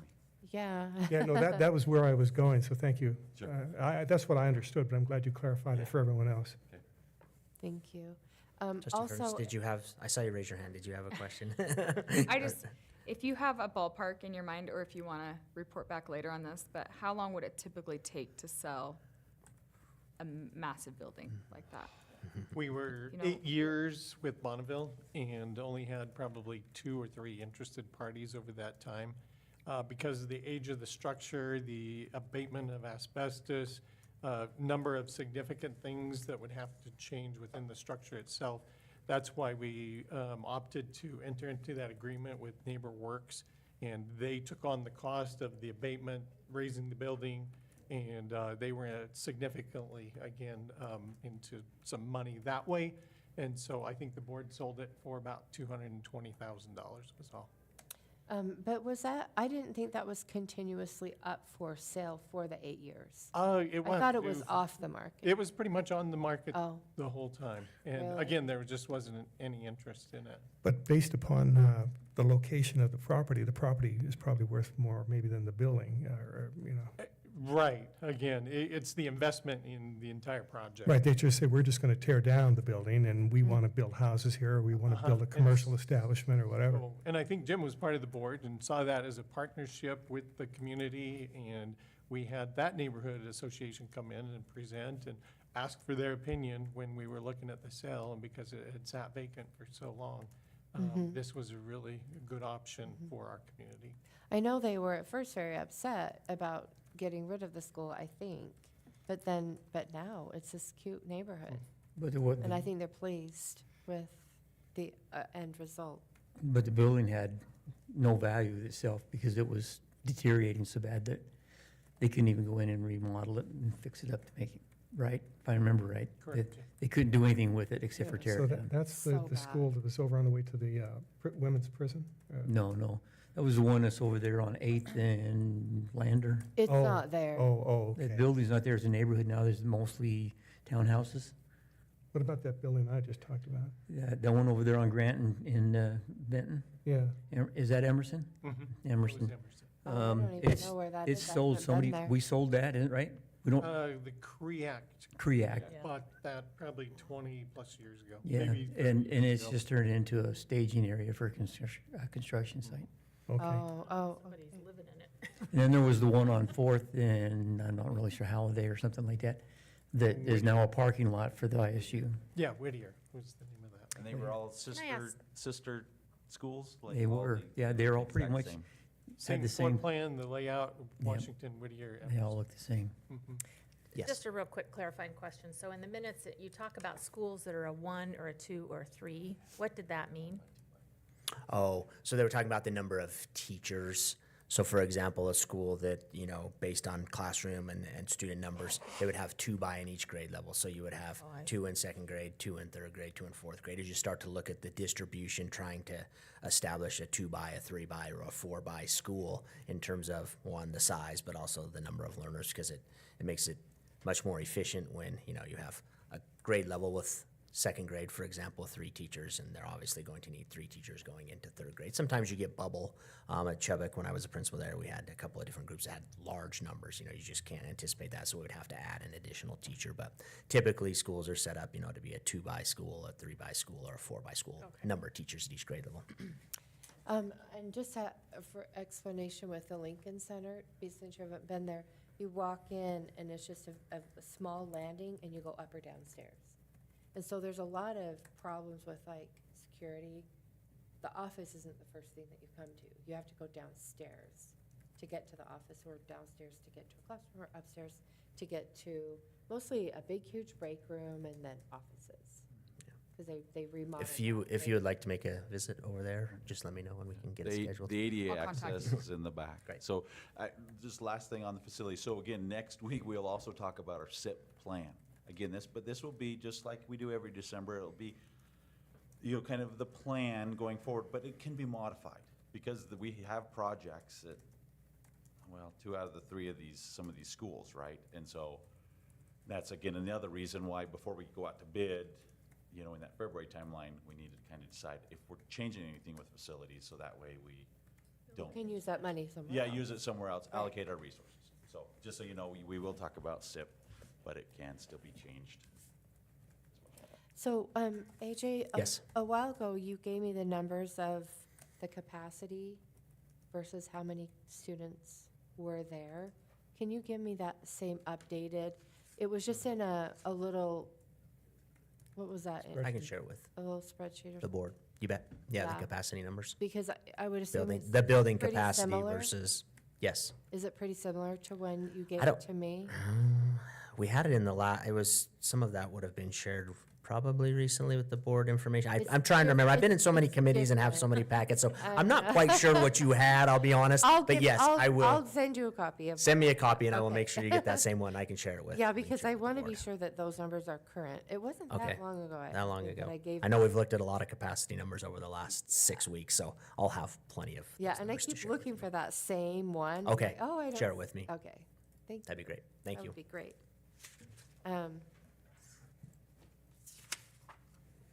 Thank you. Thank you. This is an incredible amount of work. So thank you very much. Next, Jonathan, do you want to do the EV? EV buses, yes. Thank So in your packet, it was Renee did it, okay. So Renee and Dr. Howell twisted my arm, and so I put in my notes, they are definitely draft. I try to be professional here.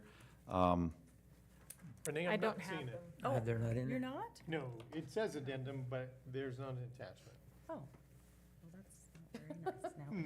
Do you want to, Let me go print it off. Okay. You can keep. do you want to just, I mean, I've just circled 2 numbers, you want mine? I mean, make a copy? So, and then I'll kind of go. So again, these started with just my notes of different things. So I'll tell you some news and then we'll kind of go from there. So we are tentatively, we did tentatively receive this grant. Oh, Correct. Good job. And that's, well, and that's, Street department yeah, and with the potential. that being said, you know, everyone was, oh yeah, let's apply for that. But now it's like, oh, literally the rubber hits the road and now we're evaluating everything. It definitely has kind of, I'm coming to you to, well, I don't want to, well, no, again, there's no action, so I need direction. And so you'll kind of see where I had the positive and negatives to kind of see where I was going there. But it's, you know, free normally isn't free, and there's a lot of kind of strings attached, and it's on a very cutting or even where it'd be on the bleeding edge of this. So before I'll start, and then you'll get these handouts there. It's right behind you. Okay. We're rolling here. Thank you. And so, again, I was just gonna go kind of do this verbally, but now you'll have it in front of you. Again, if we do, I know it's public record, but we still might modify it if it needs to be looked at. So, again, the positive, so it would get $2.8 million for 10 electric buses. 10. Wow. And that's part of And the no money. challenge. Is that No half our money fleet? for how much they tear No, up. no, our fleet, it's about 15% of our fleet. So Oh, our fleet's 15%, closer to okay, 80. yeah. Wow. I did find out from them that we would be the only awardee in Idaho. So again, you could kind of see the topic, that's a different area, positive, negative there. The challenge there is that covers about 61% of the bus. These are very expensive bus, several $100,000, ranging, the ones that we quoted, were $460,000. So that would mean that the school district be 1.8 million to cover the school buses. That being said, in SIP, as we identified, your transportation identified that the need for more SPED, more preschool buses, because obviously the 10 are the 77 passenger, the larger buses there. So I tried to do my homework as well, calling the other districts. I highlight it here, but there's only 13 electric buses in the state. Okay, 2 districts, McCall-Donnelly outside of Boise, and then Genesee up north there. All 13 buses are stored inside. I thought that was that's a challenge, obviously, that we can't, store these inside. And so that would affect kind of the ranges I talk about there below. State of Idaho is not obviously set up in the reimbursement schedule for this, and so they came back and said, okay, they don't reimburse for electrical buses. They would basically start at the maximum. They pay us a maximum of $180,000 per bus, and that's basically would be the maximum. And then depending on the features and so forth of what they would reimburse us over the 12 years. They do this through depreciation. So a brand new bus, say that we got last year, just a regular diesel bus, we get 85% of that reimbursed over 12 years. And that's the money that we use to buy other buses. How much do we spend for an average diesel bus? 165,000. I got that SIP number in my brain here. Yes, 159, 160. And then we're talking 460,000 Correct, for a correct, electric. Yeah. On the lower end, it is about 375,000, but again, you'll see kind of what you get paid there for. Electrical infrastructure would be also something that we'd have to do, approximately 240,000. That's just, again, a budget number. Is that for one fast charger or two, or? That was for the infrastructure, right? So, because we'd need a new transformer, and then I believe it was 3, I believe. One, yes. Actually, I got it right here. That was for, actually one DC fast charger, and then one L2 charger is the way that they classified it there. Okay. So we'd only have 2 chargers for 10 buses? As far as I know, again, according to McCall-Donnelly, they're a double, so I think we should have 4 there. Okay. That's a smaller cost out of this 240,000. The majority of it is that one-time, the transformer upgrade that we'd have to do there. The other one is the bus range. This was really big, and again, you can look up there, because I even looked online. Oh, they can go 250 miles. Well, I heard 150, but in the mountainous outside of Boise, and she was giving me the good and the bad of their buses, but unfortunately they had a tough, during these cold snaps, and this was just even last week, that they only got 45 miles, and unfortunately they actually had to shut off the heat on the bus. All the kids had to get on their coats to be able to have enough battery juice, right, because the heater comes from the battery, to get to school and then back to the shop. That's what I asked the students when we were looking into this. Yeah. Like, in the cold, in the mountains. Correct, In the mountains. correct. And And- what and- happens if they? There's a lot of data, but so I put my weight on Idaho, these 2 schools districts. So I put this one in here because, again, Bluebird, trying to be creative, Bluebird will put a diesel-fired auxiliary heater to help maintain battery level by heating the bus with this diesel-fired heater. But I mentioned that to this person that I've been talking with the EPA, but that would actually disqualify us from the grant, which is kind of the oxy. Oh, I got an electric bus, now I got a diesel-fired auxiliary heater. And that's, again, our school year and how much is cold there, and so. And can I go back to the chargers? Yeah. Where's the energy coming from? From the So, grid. yeah, it would be from Idaho Power. And does Idaho Power have to ramp up? I mean, Correct, yeah, they would have to give like us. more water power? I mean, water. Yeah, is we would where have to we get our demand more electricity from. power to do that. To be able to That's do what the that. transformer's for, right?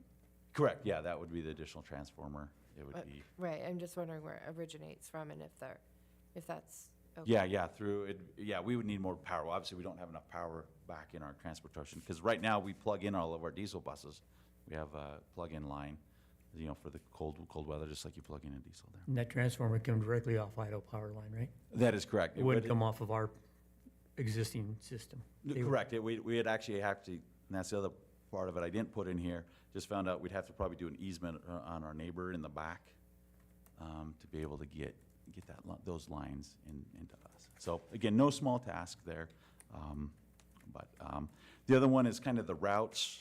Again, with that range, we do have a very large route, because as a large district, we do elementary runs. That's why the elementary schools start earlier. As soon as a bus drops off all their elementary kids, then they immediately go out and pick up for middle school and high school. And so And they that's- wouldn't be able to do that with needing that to be charged? Correct. I mean, there's some shorter routes and longer routes, but I'm just saying that's a challenge because you couldn't set it on all the buses there. Jonathan, district-wide, if memory serves, we're about 7,000 miles per day. Correct. Is that right? Yep. I think that would be pretty 45 miles just doesn't seem like very. Sure. Well, and I'm sure that's low, right? I mean, Yeah. that's, So Well, that's I a know, fleet but of 85. We have plus. hills here and we have cold weather here. and that's. So does McCall Donley, do they regret having, at the end of the day? Again, you've got to be careful on who you ask. But Let's- yeah, let's keep going. this transportation coordinator, it was a challenge. Definitely was a challenge. They're making it work, right? They have to. And because the kicker, they only have 14 routes. So, and if you get down to some of the maintenance, so again, I didn't dive into this. So let me see, the 10 for McConnell Donnelly arrived in last May. Genesee, they arrived this fall. So again, I didn't get any too much maintenance, but I understand that the maintenance on an engine obviously is of an electric bus would be lower than a diesel bus, just not so many moving parts. But of course, they have tires, they have leaf spring shocks, all of that maintenance would have to be there. That being said, again, McCall Donnelly did have some tough part because if something goes wrong with the electrical, they took theirs to Montana, and they literally, since May, they've sent 3 on a flatbed truck to Montana. Oh, my goodness. So yeah, that was And so we part of have the to send them challenge. to Montana too? Correct, yeah, because no one local can, if there was an issue with the electric, and that's where I'm going. That's the next one. You're feeding my questions here. Again, electric cars, I think, man, they're great. I mean, the technology is there, infrastructure, we all see it there. But the heavy vehicles, your trucks, your buses, et cetera, and I called it effectively utilizing this technology. How much more do they weigh? Oh, Than they a- are, I don't know exact number, but yeah, those, But tremendously more. yes, they are. And so the maintenance of roads and curbs, And bridges. that could be, Bridges could fall. well, I didn't include that in my positive, negative, but sure, anything can happen there. I just know that parking structures in New York have fallen Yeah, because of because of electric vehicles. yeah. So my last one, we need to talk about political environment. I'm talking on the national level. I said, electric cars, I think, are here to stay. However, it's uncertain what the upcoming Trump administration, what they will do. Is this going to be there? and again, these guys, they scared me a little bit. Initially, they were not gonna announce it until January. But as literally they said, they want it in our holding account by January 20th before the inauguration, because they're afraid it might get taken back. And so that scared me a little bit, because obviously, So we have. okay, fine, it's in our holding account, but could it still be taken back if we did that? So, anyway, and they're, yeah, obviously they're saying, you know, because I shared some of these concerns with them. They knew kind of what I was going to talk to you and recommend about. They'd, of course, love us to do that, but they couldn't necessarily guarantee, you know, what the new administration will do. Obviously, community, there's a few agencies, some learners, they've come before the board. Yeah, they'd be excited. But the about that. negative would be, it would obviously be more wear and tear and potholes and things on the roads. Sure. So that would be a community issue, that would Yeah. be a negative, probably. Longevity, you know, this is a one-time grant, you know, when we go to replace the buses. So you can see my negative and positive. That's what my recommendation would be, is that, I promise I thoroughly, you don't just walk away from $2.8 million, but I feel it is not, what we have to pay and what we'd have to experience would be too challenging, too expensive. And I'm not saying that in 10 years, man, That's we what I was might gonna be say. there. We don't have to be on the bleeding edge. That's but that's what I was saying. I don't think we ought to close the book on it. 1000% Because no. technology is gonna Correct. continue to evolve. Well, and I think, yeah, there's cars. I mean, we'll keep our ear to the ground there. Well, save your pros and cons list. Sure, but that's, You don't have to I redo guess, it. again, no action there, but I guess these are my notes there. Do you, We should send this to those students that came. well, and I have know, received a have couple, you sent- I have a couple emails, or one actually from an agency there, but I wanted to talk to you first. Yeah. And then I'll respond to her. Has there ever been a report or a study on the cost, the kilowatt cost as compared to diesel cost per mile? I'm sure. I'm not exactly sure. I didn't put that in there because it's a neutral, but I did find out that the state will reimburse us electricity costs at 85%. So I thought, okay, but because right now they're reimbursing us 85% of the diesel costs, our diesel fuel. And so I was happy that, I mean, because that'd be another big negative if they're not, the state But wouldn't reimburse us the diesel. But you don't know the cost of the electricity versus. Correct. No, I don't. I don't know our 15%. That would be where we were at. I don't know our 15% of Right. the electrical versus the diesel. Yeah. In this 1.8 million, is that just, Buses. it's not building like a bus barn or anything? It because is not. You said It the is not. others were housed inside. Correct. McCall Donnelly has an arena. I don't know their place, but they have an arena, is the text that, like I said, we're on speaking basis and cell phones, you know, because I've talked to her several times. Yeah, it's an arena that they park the buses and the chargers in. And then. So that 1.8 is just finishing paying for the buses and getting the electrical upgrades? it would be. 1.8 for the buses, and then about Oh, a quarter, 240 roughly. Okay, so that wasn't added into That was not. Okay. That was not. That was just the bus price. Is that? And it's like 1.8 and change. I've got it here. 1.814 and 850. Well, first of all, I'd like to say thank you very much for doing this investigation and all the work you put into it. And I enjoyed the presentation the students made. Absolutely. And it's very good for them to become active members in the community in this, as opposed to passive Sure. observers. And I think it was very good that we encouraged them. They did an excellent study. I visited with these students and with their advisor, and I was very impressed. The advisor is excellent. The kids did a lot of work, and they made an excellent presentation, and it was a good thing for us to take a look at. Yeah. And I appreciate the fact that you followed through with it. Yeah. I'm very surprised we even got the grant. But for a variety of reasons, I mean, I could go down multiple items in the list here. But I mean, from a fiscal responsibility, I mean, it's just not fiscally responsible, in my opinion, for us to do it. And also, too, the technology is changing rapidly. Battery technology, they're with lithium manganese cobalt batteries now. They're going to lithium iron phosphate. They're going to go to sodium type batteries.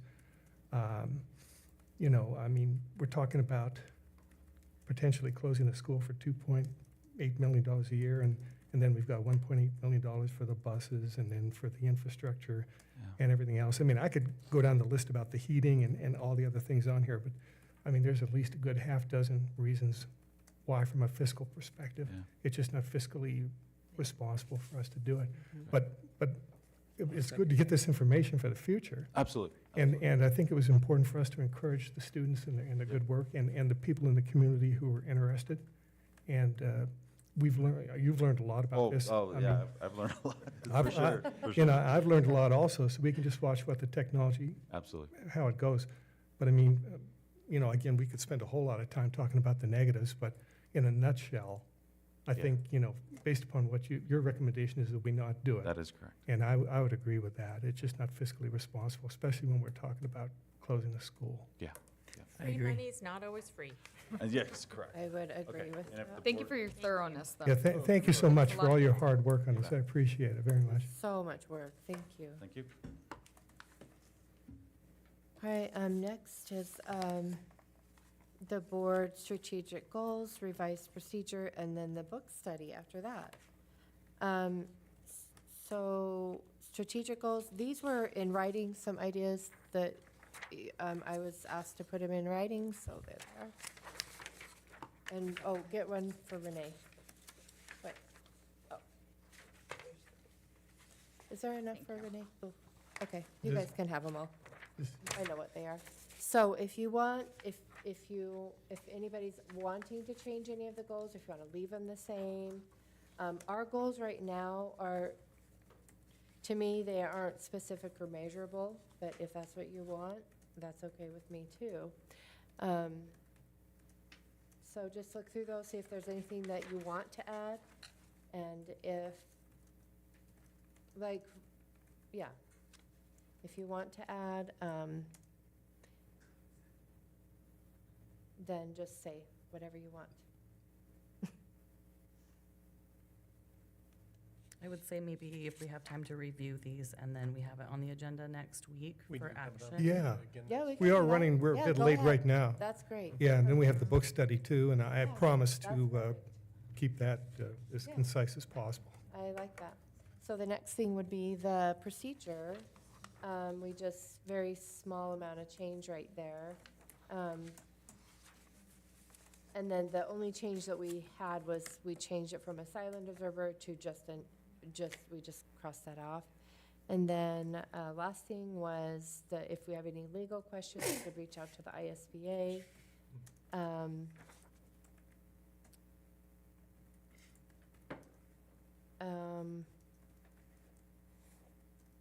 So I guess the only question on that is that with this number 32, that means we aren't able to reach out to our lawyer, the legal advisor for our district.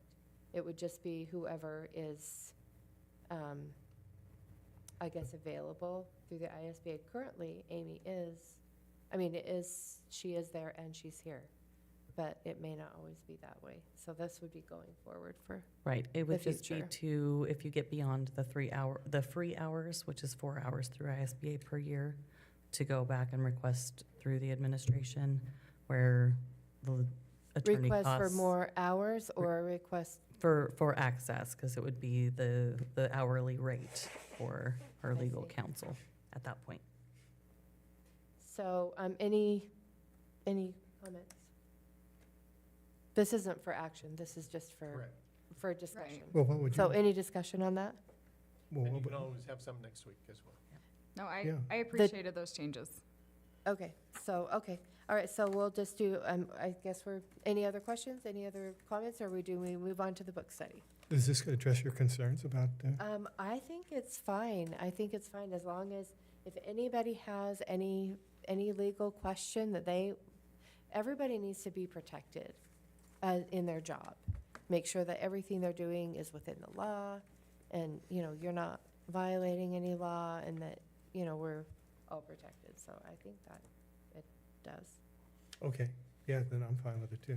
How would you know if you've used the hours? Maybe you said that. ISBA tracks that. Okay. They would let you know.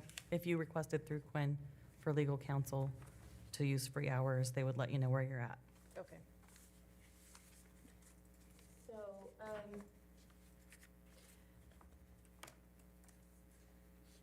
So I guess my only concern with this, actually, before we move on, okay. is that how do we, and I'm not suggesting that we've done this or we will do this, but how do we suggest someone from using all of our time? That's a good question. In, for lack of a better word, frivolous means? What is the guardrails on that? Do you also get those updates, like, hey, your board has used 2 hours? Yeah, the We receive ISBA that. does let us know. Sometimes when we request to use them, they'll say, this is where you're at, this is what you have left. But we would just set those aside for board use. If they don't get used, then we would apply those to the end of the year so that we're not losing out on our free hours. So are they use or lose it each year? Yes. They don't accumulate? Right. Okay. And what have we used them for in the past? We have ongoing monthly attorney fees for Well, any I question figured that that, we ask. and that's Discipline through hearing. ISBA. Right. Oh, No, question. This is separate, though, a separate. This is. Right, cost so of- typically, like, when we get to the point where we're getting towards the end of the year, we'll say, hey, do we have free hours left? Let's use those up, so To we won't work get the charged for that last month, basically. So I guess that's my question then. Mm-hmm. Do we need to have a vetting? Should it be vetted through the superintendent first? Well, I think in a that was the generic point, was because or- that's really our process right now, is the board reaches out to the superintendent, we'll submit a question, or we can answer the question. But if you guys want direct access, which is what this gives you, you'd reach out to ISBA, they'd tell you where you were at with your hours. And then I don't know, if we feel like we need some kind of like accountability process, maybe we report back to the board where we're at. and- Monthly or yeah. as they're used or Yeah. something of that nature. I guess we could say, .8, if we want to be specific. Each one of us has .8 of an hour, and we could put that in there too, if we want. I don't care. I'm Oh. just saying, if you're worried Right, but about di- one person using more than another Well, person. I mean, I we guess could put- that We was- could put that in there, That's just, like I which is said, I'm not fine, totally fine with me. accusing anybody of it. I'm just suggesting that Let's what put kind it in of- there. Let's just put it in there. We each have .8 of an hour. 45 minutes. That sounds like a nice compromise. Okay, Okay. I'm fine with that. Okay, I can make that change, and I'll include the change for Coordinate. action next week. There you go. Okay. Okay, thank you. okay, so, we turn the time over to, And then do I get to donate my time if somebody needs more? You bet, we'll use it. so, should we go ahead and do Ray? Or do we You're want to do the just- public written comment, and then Oh, people can yeah, leave if but they want to? and I we can, didn't know you if we, do we have, I did get one request, but I Bethany? wasn't sure I didn't see if anybody it was here. specific to this meeting. Do we have a Bethany coffin? Oh, okay. Okay, I that might be didn't for see next week, anybody, so I'll hold on I to was it. gonna say the same thing. Okay, Ray, Oh, okay, I was just wondering, could somebody give me a bottle of water or something, and we'll, so I could Got it covered. wet my whistle? We can just go You may ahead get and, 3 bottles, what I'm seeing here. Maybe 4, maybe 5. They're all gone. it's everybody's. everybody wants to leave. I think they're gonna They're gonna bring get me 3 or 4. I apologize. I have highlighted and written in my book, and I walked out the door without it. So Oh, that's okay. I'll do it from memory. Oh, all right. I am up Do you to, want to use up to my speed book? on it. I'm totally fine with I'll you steal using it. Heather's if I need to. Okay, okay. Okay. Well, I anyway, Feel well, like I I'm guess we can kind get of- started then? Yeah. Yeah, all right, so it's 5:25, and we plan to keep it under an hour. Oh. I need to probably be going. if I- Okay, yeah, if you have to leave, just go ahead and leave. Yeah. Okay, so I'm very glad that Megan Furness recommended this book study. I'm very impressed with this author in general and this book in particular. And at the end of tonight's study, we can decide if we wish to continue the study for the last 6 chapters, and if so, who might wish to conduct the next book study. Today, we're scheduled to cover the first 6 chapters of The Anxious Generation. That's 172 pages of scientific content, and we have a limited time to cover it all. Therefore, I'm going to concentrate on the introduction, Chapter 1, Chapter 5, and Chapter 6. Thank you. And I promise to finish between 40 minutes and 1 hour. Oh, thank you. And my desire is to hear the opinions of the school board trustees regarding the author's conclusions. And so we have about, I don't know, maybe 10 minutes per chapter for people to put an input. So I just want to give a brief introduction to these main chapters. At the end, if there's anything that we haven't covered and you want to cover, we can do that as well. Let's start. I thought the introduction was very important, and so I'm going to include the introduction right now. The chapter's entitled Growing Up on Mars. And the process of growing up has changed radically since the introduction of broadband high-speed internet access and the introduction of the smartphone. The author says this new experience is similar to an experiment of sending our children to grow up on Mars. And I know that this has indeed had a big influence. I mean, I'm a senior citizen.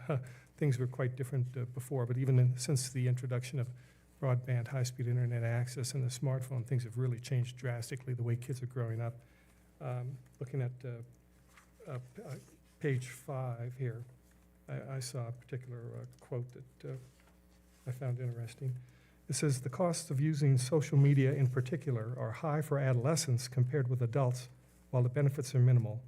And he said, let children grow up on Earth first before sending them to Mars. He starts the chapter by just saying, this is really an experiment in how you raise children. It's almost as if you took them to a different planet. And, how many people would subject their children to that willingly? And he said if you reflected upon it in retrospect, we sure wouldn't want to do it. He has another quote here on page 6. The members of Gen Z are therefore the test subjects for a radical new way of growing up. So that generation that was born in around 1990, they're growing up in a radically different way than any generation before them.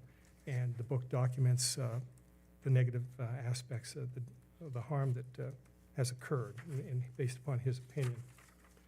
So to finish up the summary of Chapter 1, and then I'd like to get your input on it. I'm going to go to page 9 and 10.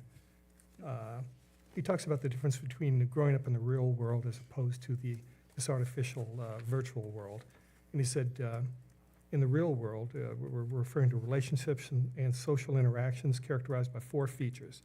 They are embodied, they are synchronous, you have an interaction with each other. They involve primarily one-to-one or one-to-several communication, and they take place within communities that have a high bar for entry and exit. So people are strongly motivated to invest in relationships and repair rifts when they happen.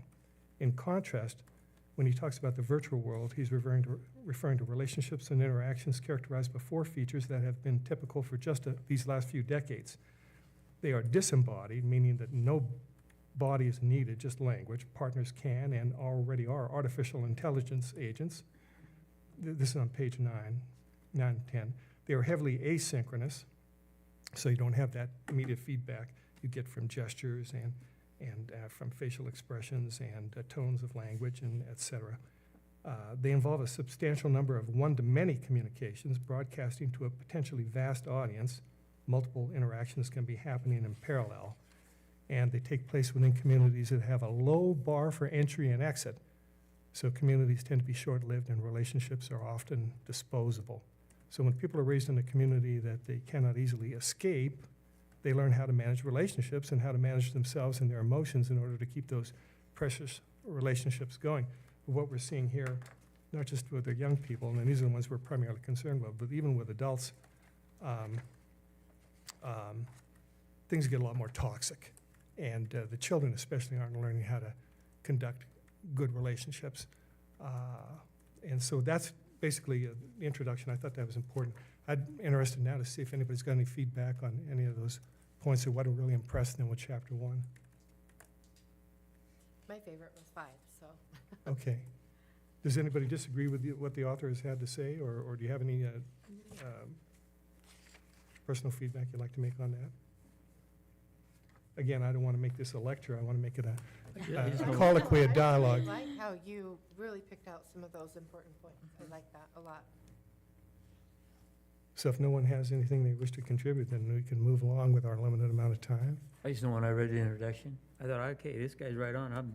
I don't need to read the rest of the book. I already agree with him. He does put at the end of the introduction, like, 4 reforms that would be really important. I mean, he lays that out at the very front, page 15, Yes, where he says, no smartphones before high school, no social media before 16, phone-free schools, that's what really applies to us, and then far more unsupervised play and childhood independence. Like, I yes. feel like he really hit those hard points at the beginning, and then he took the time to expound on them later. Yes, he really goes on in detail. And like I say, I mean, you could spend 90 minutes, a weekly book study of 90 minutes on each one of these, introduction and chapter, but given the fact that there's more than 3 or more of us together and have open meeting laws and our schedules, we kind of got to cram it in. So, yeah, I'm trying to do that as concisely as possible to be observant, try to appreciate everybody's time constraints. Yeah, and the 4 all only apply to parents except for the 1. I mean, 1 out of the 4 applies to us that we would be able to help with. Yeah, well, I would agree The schools. with Jim. I mean, this is the second book I've read by this author. He's excellent. I agree with everything he said. I think he's a legitimate social scientist. I think he draws correct conclusions from research. He doesn't try to get it to conform to what he wants to believe, confirmation bias. And I think he comes up with good recommendations. But like I say, we don't have enough time to cover them all. We're just trying to get a consensus from the board here. So does anybody else have any comments on? Thank you very much, Megan. That was an excellent point there. Can I just add one thing, Renee? Mhm. On this, can you since Courtney isn't here, can you maybe suggest that this is a separate link, and so this little discussion, you know how all the meetings are in one thing, the minutes? If she could just make these just Like separate. 2 separate videos? Well, not a separate video necessarily, but just the minutes, so that if anybody wanted to just only read, or I guess listen, I don't know, whatever. Just so that parents can listen to this section of the board meeting Oh. if they want to. I know what you're saying. Okay, so what we could The do cell is phone thing. bookmark. We can create a bookmark, so if they only want to listen to this portion, they could click on that bookmark Yes, link and and it would take hopefully you right to not that spot. all this that I just. Yeah. Yep, no, that's fine. Great idea. Yeah, because I think a lot of parents could possibly be interested in what we found out from this Gotcha. study. Yes. And Yes, we some can do that. basis for decision-making. Yeah, Anyway, I'll put that. I'm Yeah. sorry, I'm sorry. No, not at all. I mean, and there's no substitute for reading the book. And I mean, that's really what you can get in this condensed format. We're just going to touch the highlights, but it should be enough to interest people if they think this is a fellow's a valid social scientist, and they should really get the book. It's in audio format, and there's a condensed version, Yeah, et cetera. it's really good. So chapter 1 is called The Surge of Suffering, and the summary for that is on page 44. So I thought I'd just go over the summary, and if anything that particularly interests you, any of the graphs, any of the scientific studies struck a real chord with you and you want to comment on that, then I will open that up for discussion. But on page 44, he says, in sum, between 2010 and 2015, the social lives of American teens moved largely onto smartphones with continuous access to social media. This great rewiring of childhood, the author argues, is the single largest reason for the tidal wave of adolescent mental illness that began in the early 2010s. And he documents this surge of mental illness in the chapter. The first generation of Americans who went through puberty with smartphones and the entire internet in their hands became more anxious, depressed, self-harming, and suicidal. We now call that Generation Z. The tidal wave of anxiety, depression, and self-harm hit girls harder than boys, and it hit preteen girls hardest of all. The mental health crisis has also hit boys.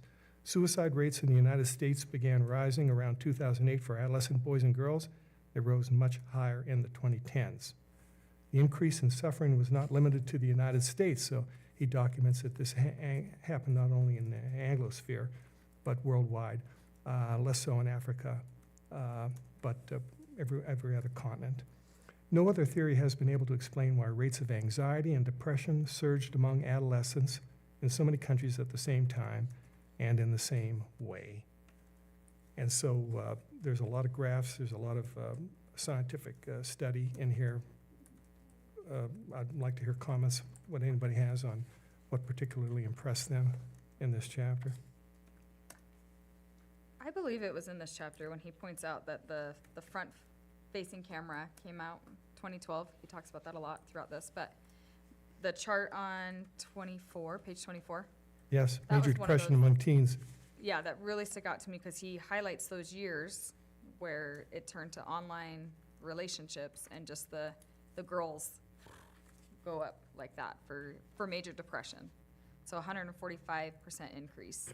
Right, it was a radical shift upward, and it has continued, and it's a 145% increase since 2010. The boys had a 161% increase, but they weren't affected as much when it comes to depression. The book says that they're more likely to commit suicide than to get depressed. But yeah, I think, yeah, The self-harm and everything that has gone up. right, there are also, yeah, there's a chart in here about self-inflicted injuries and a radical increase in that.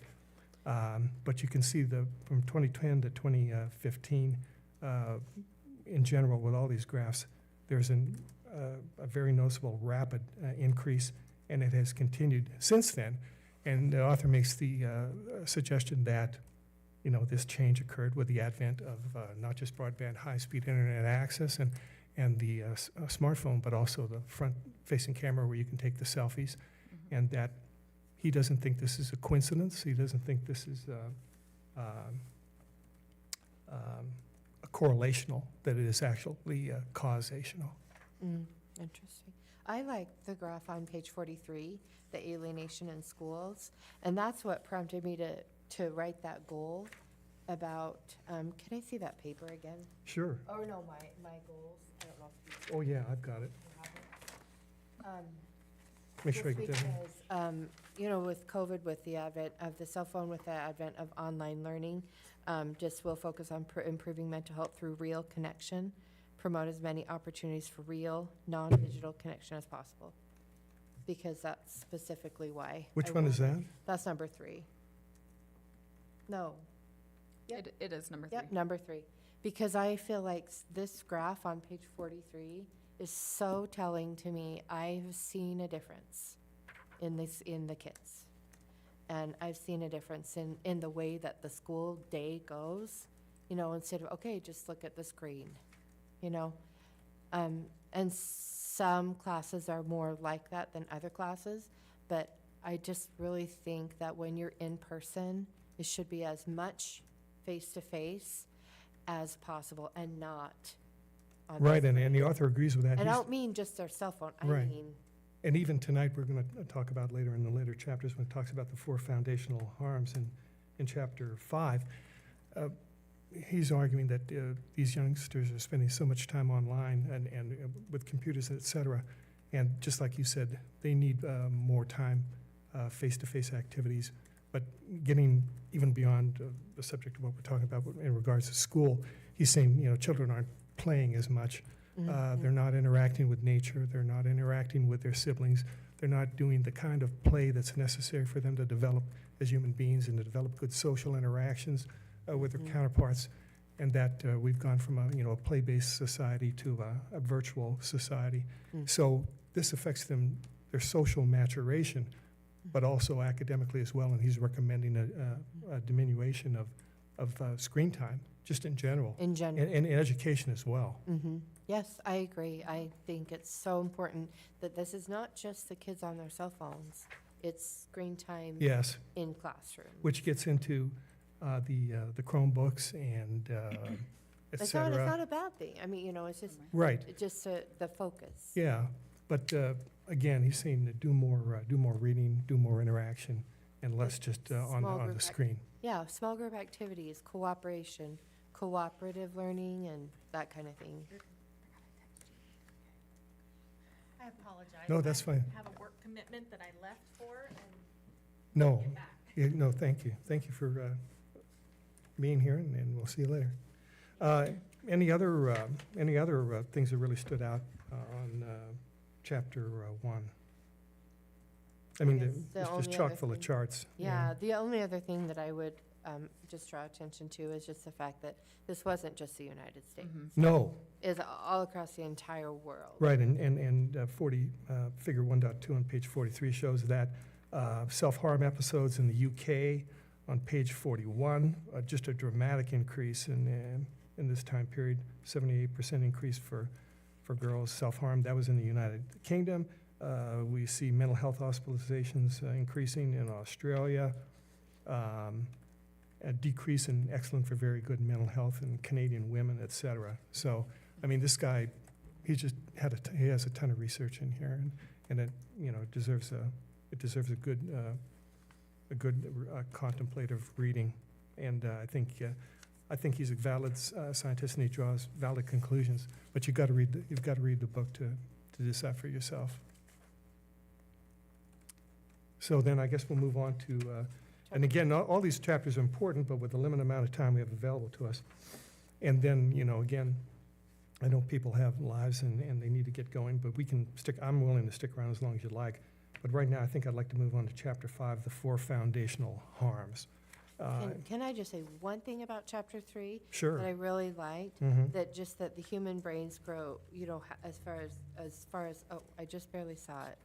The imprint. Plasticity. The plasticity, and it says humans have few, on page 63, humans have few true critical periods with hard time limits, but we do seem to have several sensitive periods. And it talks about how, is this a chapter? I think Yeah, it is. Chapter 20, this is Chapter 2, what Yeah. children need to do in childhood. And it's taught, oh, you know what, actually, I think it talks about that in Chapter 5, what I was looking for. Well, I've got exactly what you're I'll- saying here. Whoops, I don't mean to interrupt, please go. No, it might be 4 because it's talking about your brain. how Yeah, your the brain, develops. that's exactly what I was thinking it was in Chapter 3. Yeah. Right, as educators, Yeah, I sorry, mean, go ahead. we all know that, the brain goes through certain periods where the brain is plastic or it's more adept at picking up certain things like languages. And, Yes, those of us here 101. with degrees in education, we've studied Piaget and educational psychology. And, he was a very valid scientist and he made a lot of really good discoveries about things, about the various stages where you can't explain things to a child. The brain isn't ready to absorb that yet. But then, like when language learning, if you're 12 or younger, you pick up a language quickly, but as we get older, we can't do that. And so the point he's making in this chapter is that when these kids are exposed to the smartphones and the broadband internet access, and for girls particularly social media, and for boys, games and pornography, it really has an adverse impact on them at a critical place in their lives, which is abnormal. It is just a phenomenon of these last 2 decades, and Generation Z was the first generation that was affected by it. But that, we were not affected by it, but it's having a very bad impact on the mental and emotional and the psychological development of the children. On page 109 is what I was looking for, and it says early puberty is a period of rapid brain rewiring, second only to the first few years of life. Neural pruning and myelination, is that, I don't know how many syllables. Myelination are occurring at a very rapid rate, guided by the adolescent's experiences. We should be concerned about those experiences and not let strangers and algorithms choose them. That was the one I wanted to say. Right. I really, really I liked every point at the end of Chapter 2, but that was, I think. Yeah, I think that's The most. Chapter 3 there. Oh, it is Chapter 3, because I'm looking at Part 3 on the next page. That's not Chapter 3, that's Part 3. Yeah, to piggyback on that, he stresses a lot that when kids are online and they are connecting to whatever characters they're finding, that they make those their role models instead of people that they actually know in person. Yes. So those snippets of the life that they see there become their role models, and it's hard to replicate that or to even really understand that. And so that goes into him saying, like, it's an experience blocker, and it's a crucial time of them trying to figure out who they want to be, and they might be pulling snippets of other random people that they don't actually really know and trying to emulate that. Right. Well, he says that children are looking for people who are prestigious, and so they're going to model that, people who are important. And then it's that feedback.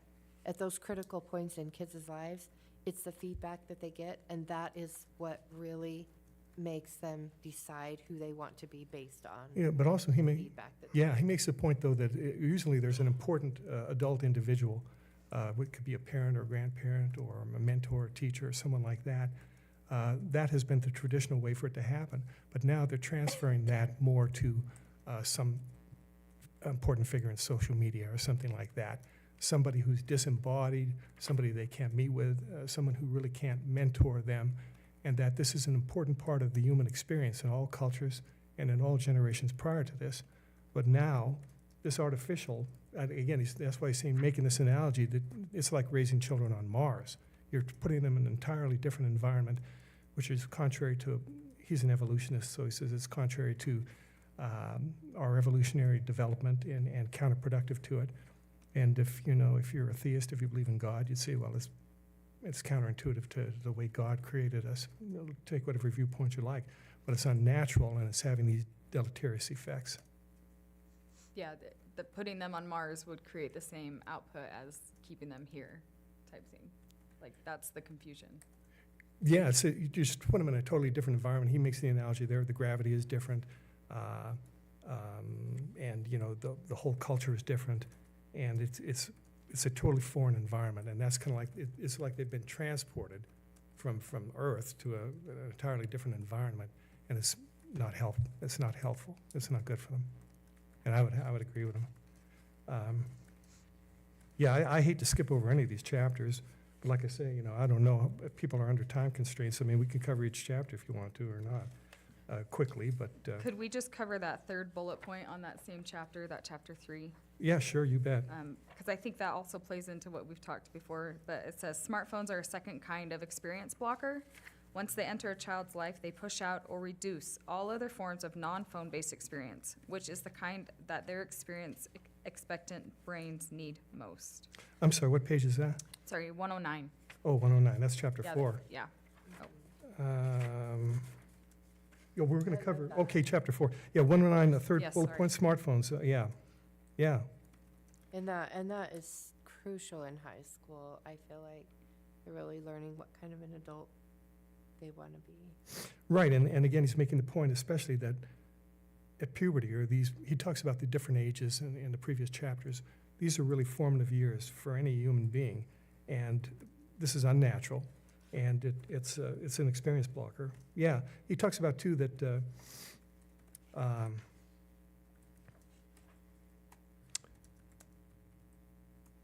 part of the factor too is he's saying now there's a safetyism, that the children aren't getting to experiment anymore. I mean, when I was a kid, I grew up in a mining town in Appalachia, but I mean, we were free to run around all day, and my mom said, be home when the streetlights come on, and no one was worried about us being unaccompanied. But now, a lot of parents are actually being reported to Child Protective Services because their child was unattended, going to the park or something, or riding the bike alone. So he's saying that's part of the problem also, is that they're taking away that natural experience. Children need to play, they need to interact, they need to have altercations with people and learn how to mend them, because it's a long-term relationship. It's not something that, here's this anonymous person online, maybe even an artificial intelligence, and the entry and exit is easy. I can get in and out. But when you're going to school with somebody every day, if somebody's your neighbor, if somebody's on school board with you or someone you work with, you need to learn how to interact with embodied people, and because you've got long-lasting relationships that you have to learn how to maintain. There's a cost for entry and exit, and that online you don't get that. It's all anonymous, it's disembodied, it's artificial, and they're not picking up the social skills they need to learn. Yeah, I think they called that the anti-fragile child. Is that what Yeah, they- yeah, And yeah. when I read that, I thought, and I don't know, I see that so much, and I just go, I remember when I was a kid, you were free to do whatever. You know, Yeah, and yeah. And if you got hurt, you learned not to do that again. That's right. And, you know, and even with my own kids, I remember them building jumps in the backyard so they could, Yeah, you know, and they'd crash and burn and come back with some scrapes and right. whatever. But, you know, I just, and I'm sure that there's still some of that going on, but, you know, if a kid is so much involved in his phone, he's missing out on that. And then he's not learning how to take a risk and know how to Recover. Yeah, no, recover. There that, you go. no, that's a great point. He makes a big point about anti-fragility. And you're right, you have to learn. And the kids, they need to get hurt, but, you know, they get a scrape, they get a bruise. Usually they don't get hurt too bad, but they say, hey, this is dangerous. But they develop confidence, and then discover, you know, what's dangerous and what isn't. Right. But if they're spending all their time online, and they're not doing that, or if they have the safetyism, the parents are protecting them too much, they're not learning what they need to learn. Yeah. And yeah. And they're not learning what's safe and what isn't, and they're not developing confidence. And I think the analogy that he may have used in that same chapter or near it was the wind that blows on a tree. Yeah, Creates the stronger root system Right. that helps balance the tree. So Exactly. it Yes. doesn't just get knocked over, you know, in one direction. So- exactly. And he said the biosphere.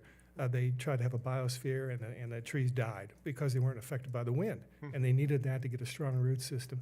And that's the way we are. We need to have these interactions. We need to get bruised a little bit physically and psychologically in order to develop in a healthy manner, physically and psychologically and mentally. And he's saying the more they're going online, this is unnatural. It's like being raised on Mars, and it's harming them. And, you know, this trend's going to continue if we don't do something about it. It also talks about the college students who are, you know, are triggered so easily, and that, you know, they need to have a safe space for them, and they need cookies. And he said he teaches now at New York University. He got his PhD from the University of Pennsylvania, an Ivy League school in psychology. Then he was a tenured professor at the University of Virginia, very prestigious, and now he's at NYU. But he said he saw these Gen Z kids coming to college, and they were different from the college students he had seen before because they were just so anxious and they were depressed, and they were not socially well adjusted. And this kind of led him down this path to examine what was causing that, and he's reached the conclusion that it is the great rewiring that thing, you know, this the cell phones and the internet access. I'll just add one thing to that, and then you can move on if you want. Yeah, sure. But, I've got all the time in the world, but I don't want to monopolize everybody else's time here, you know. So just on that rewiring of childhood and the free play part, I really enjoyed the part where he explained that we've taken kids and said, like, it's so dangerous out there. Like, you go to the park, you're going to get kidnapped or whatever it is.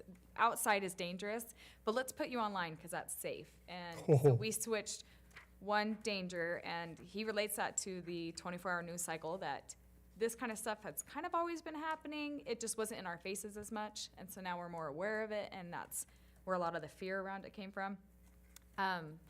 So switching that to a even more dangerous online presence and a lot more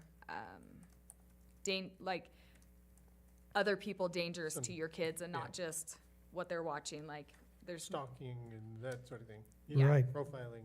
Yes, thank you. Yeah. Yeah, predatory activities. Yes, thank you. Yeah. I thought that was important to note when you brought up the being able to walk to the playground by yourself thing, like that we've made that switch, and it needs to. Well, I just saw in the news recently where some mother,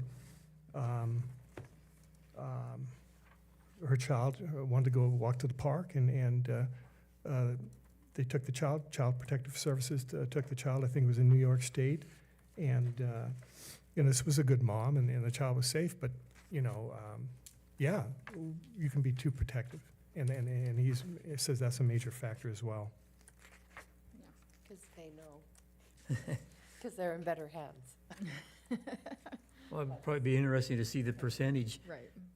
of kids that are harmed by the internet as kids that are harmed by walking to the park by themselves. Well, he would argue that much more being harmed by the internet. Yeah. Well, absolutely. Certainly. Blackmail, the blackmail that goes on, Yeah, and it's horrible. if people wanted to reference in this book somewhere, he gives a link to a list of things that you could have your kids do that would build their self-confidence, like going to the park with a friend, running an errand by themselves, that type of thing would help build your kids' self-confidence, so they would then be more. All right, he You started have off, that link, do you think you could send it to Renee and we could add that, like? He talks have about it in here, but the if link you go to there? his book page, he has all the links on his Oh, website as yeah, well. So I'll try to find it and yeah, give it to there are Renee. so many Yeah. links, yeah. well, he started off by saying little things here and how they could step up and learn and grow and mature through that. And that's, you know, it's just a part of life. That's what we all do. And if, I don't know, if we're stuck on that phone all the time, you're not learning those things. Right, well, it's unnatural, I mean, it really is. Just take a look at the thousands of years of civilization here, and all different cultures all over the world. And, you know, we had what was considered a normal childhood, but this is definitely artificial. There's no doubt about it. And, you know, as I said before in chapter 1, he says, you know, it's disembodied, it's asynchronous, and all these unnatural things, you know, to interact with somebody, anonymous person. It could even be artificial intelligence, instead of having interacting with real life people, having to establish long-term relationships, and you know, interacting in the real world. We've got to get along with people. I think, you know, the toxicity we see, not just in politics, but I think just in everyday interactions, I think it's a result of this. It has an adverse effect on us as adults. I mean, I've got a flip phone here. I mean, and I don't have to have the computer with me all the time. I realize the flip phone has a lot of advantages. But, you know, there's no doubt in my mind that social media has had a bad effect on society in general. But it's really, really dangerous for these children here in their formative years, especially in puberty. And which chapter was that? Puberty and the block transition would be chapter 4. That's 4, okay. The block 'cause I have transition. I have something in 5. Please do. Well, this is in 5, so I'll. Oh, wait 5, till- I'll okay. wait till you're. Yeah, is like there I said, one- I was looking at, we said 40 minutes or something. I said, I'm going to push it to an hour. And like I said, I've got all the time in the world, but I don't have the right to take your time.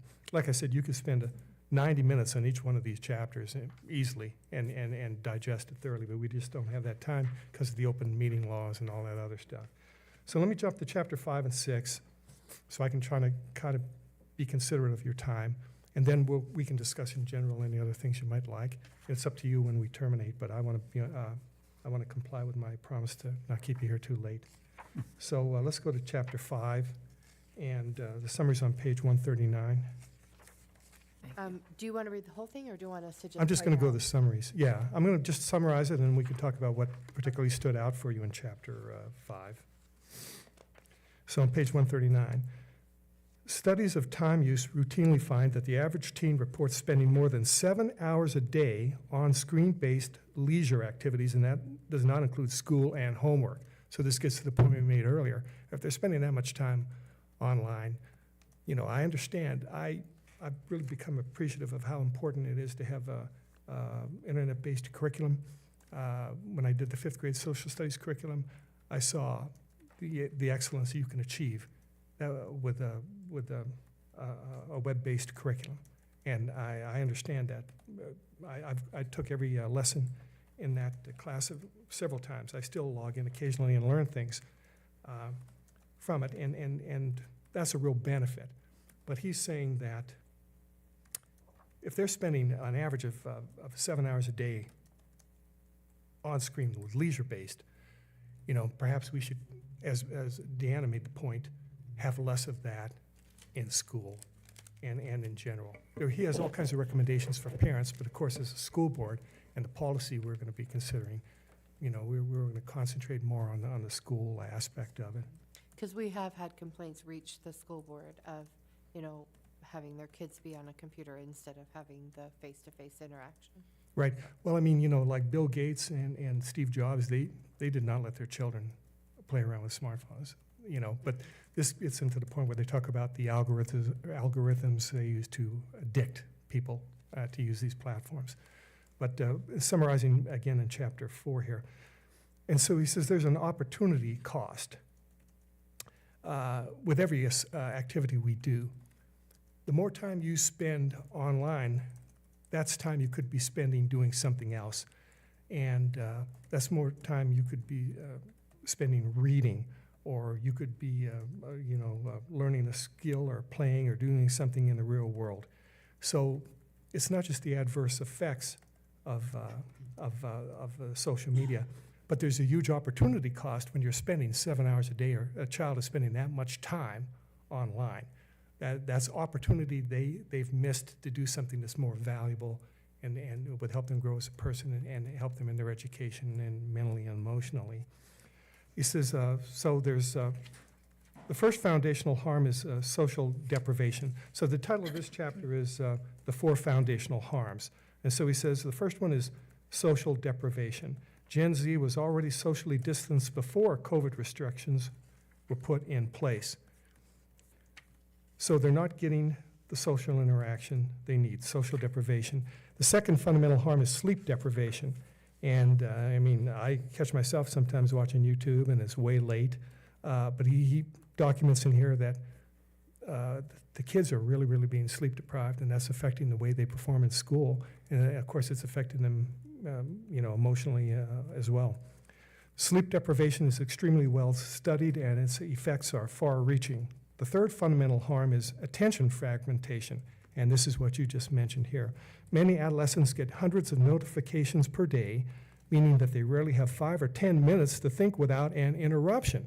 So if they've got their smartphone on, they're constantly getting pinged, notified. But if they've got these on in class, how are they going to learn? He makes the point in here too, they did a scientific study where they had college students, or I think it was, and they had the phone with them.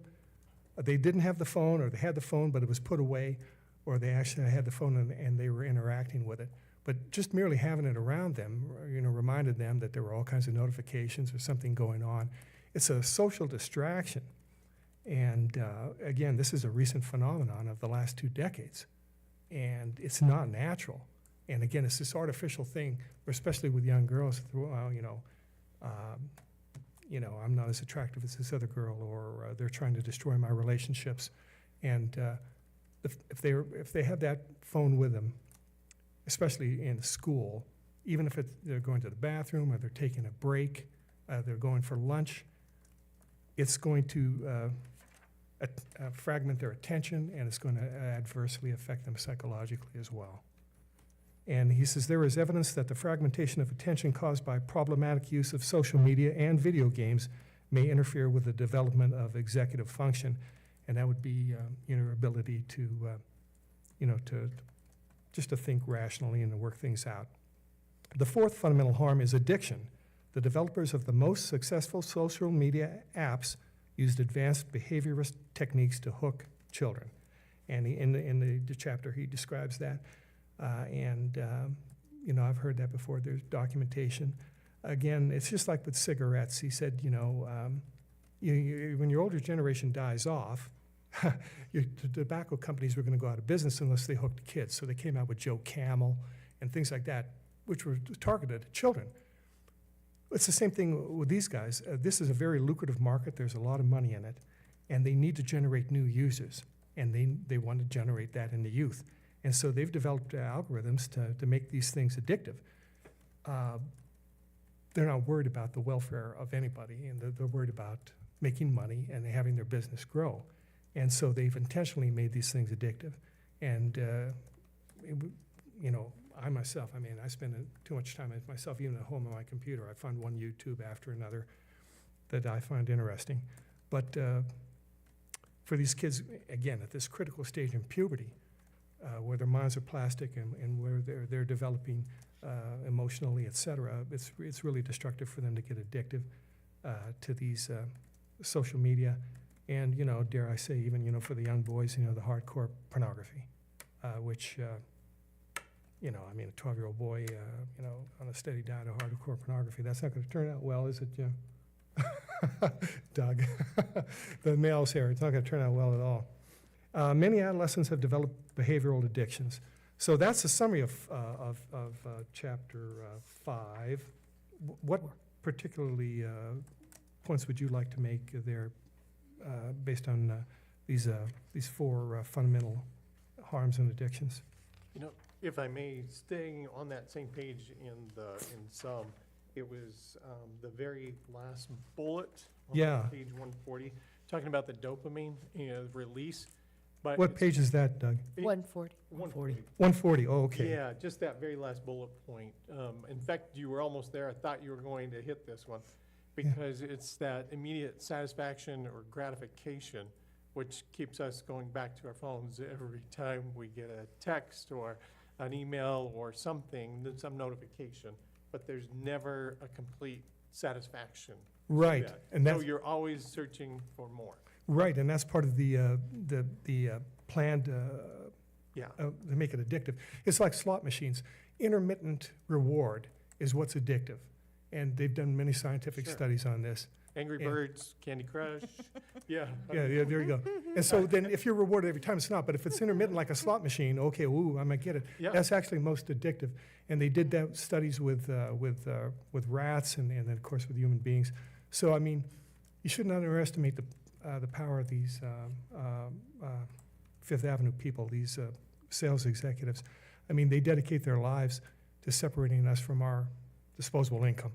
I mean, that's their entire lives are dedicated to that purpose. And our children. Yeah, that's right, and they're ruthless about it, and they've employed this intentionally, and that's why it's so addictive, and it's bad for all of us, but it's especially bad for kids, young people.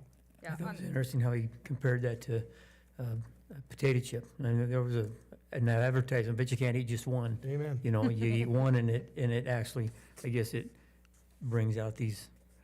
how do you say it? Dopamine release, yeah. And it releases that and you go, oh, that was really good. So you take another one and then pretty soon you've eaten, you know, The whole bag. The whole canister. and you go, well, okay, I think I need to quit now. Hopefully But- those addictive things will be taken out. But, and you know, I mean, I'm sure that, you know, that there's a lot of chocolate, you know, I'm probably has the same problem with the chocolate. Yeah, I'm trying to And- get it. And candies and sweets and whatever, I mean, even some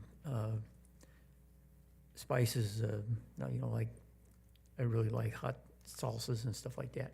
And they're the same way, you know, I'll take a cracker and eat one, I go, next thing you know, I'm just right there.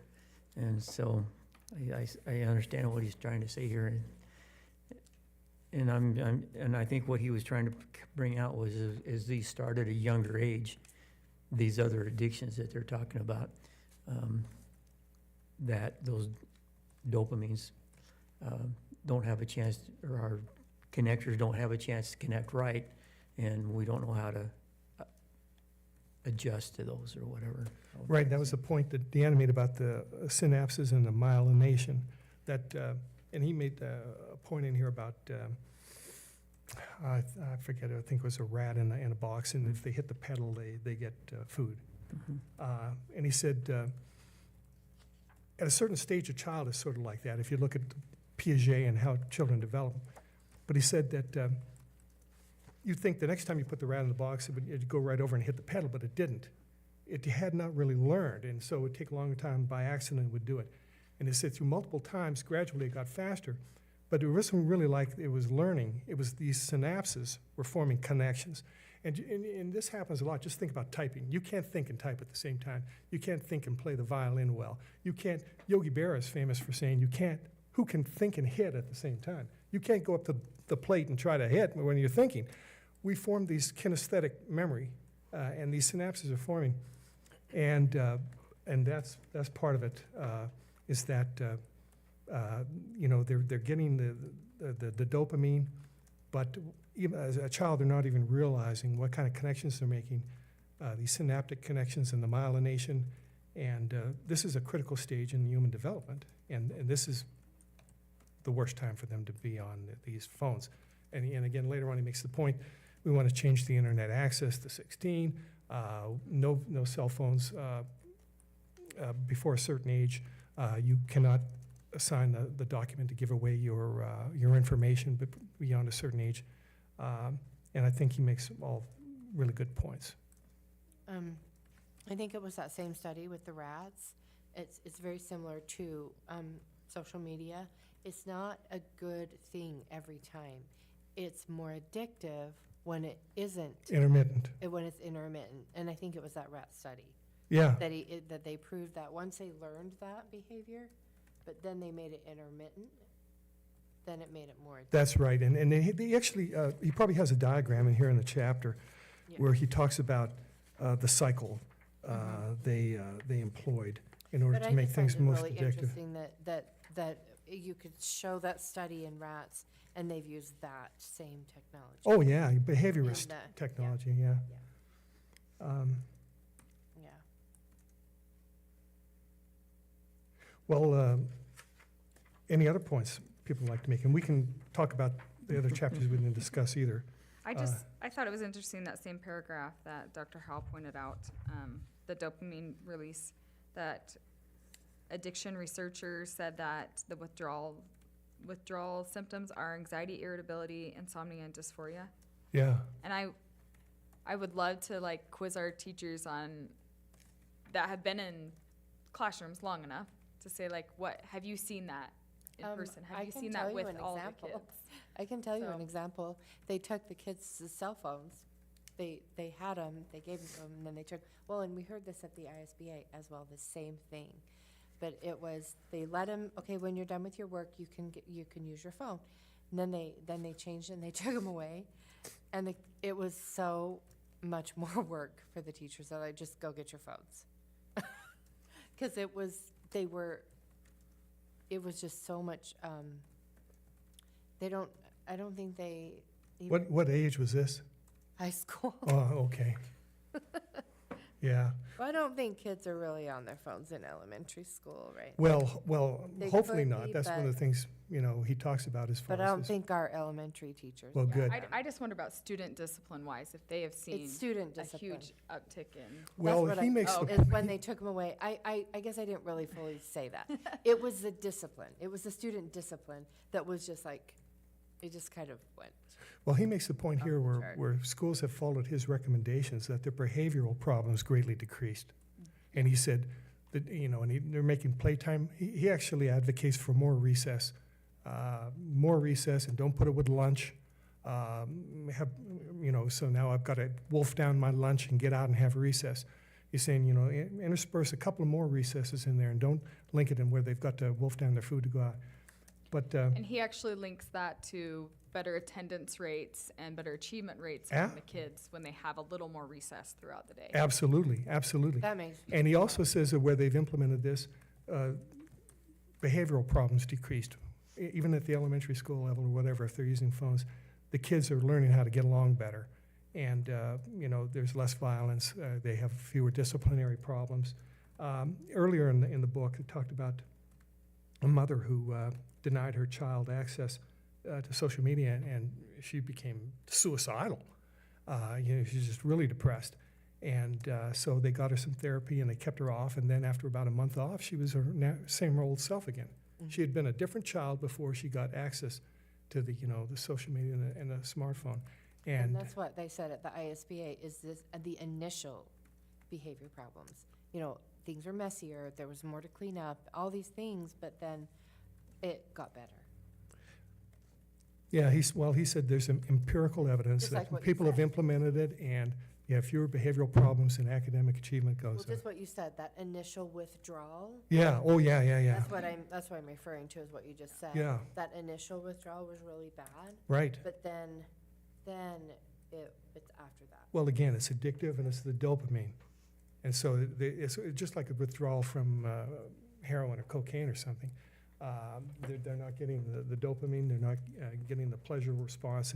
And then, but they need a withdrawal period. Yeah, no, excellent, wonderful point. Again, if I want to keep my word here, we got to go to chapter 6 here. Let's summarize it on, summaries on page 170. I mean, like I said, we could spend 90 minutes a chapter easily on this. And so in sum, this is called Why Social Media Harms Girls More Than Boys. In sum, social media harms girls more than boys. Heavy users are 3 times as likely to be depressed as non-users.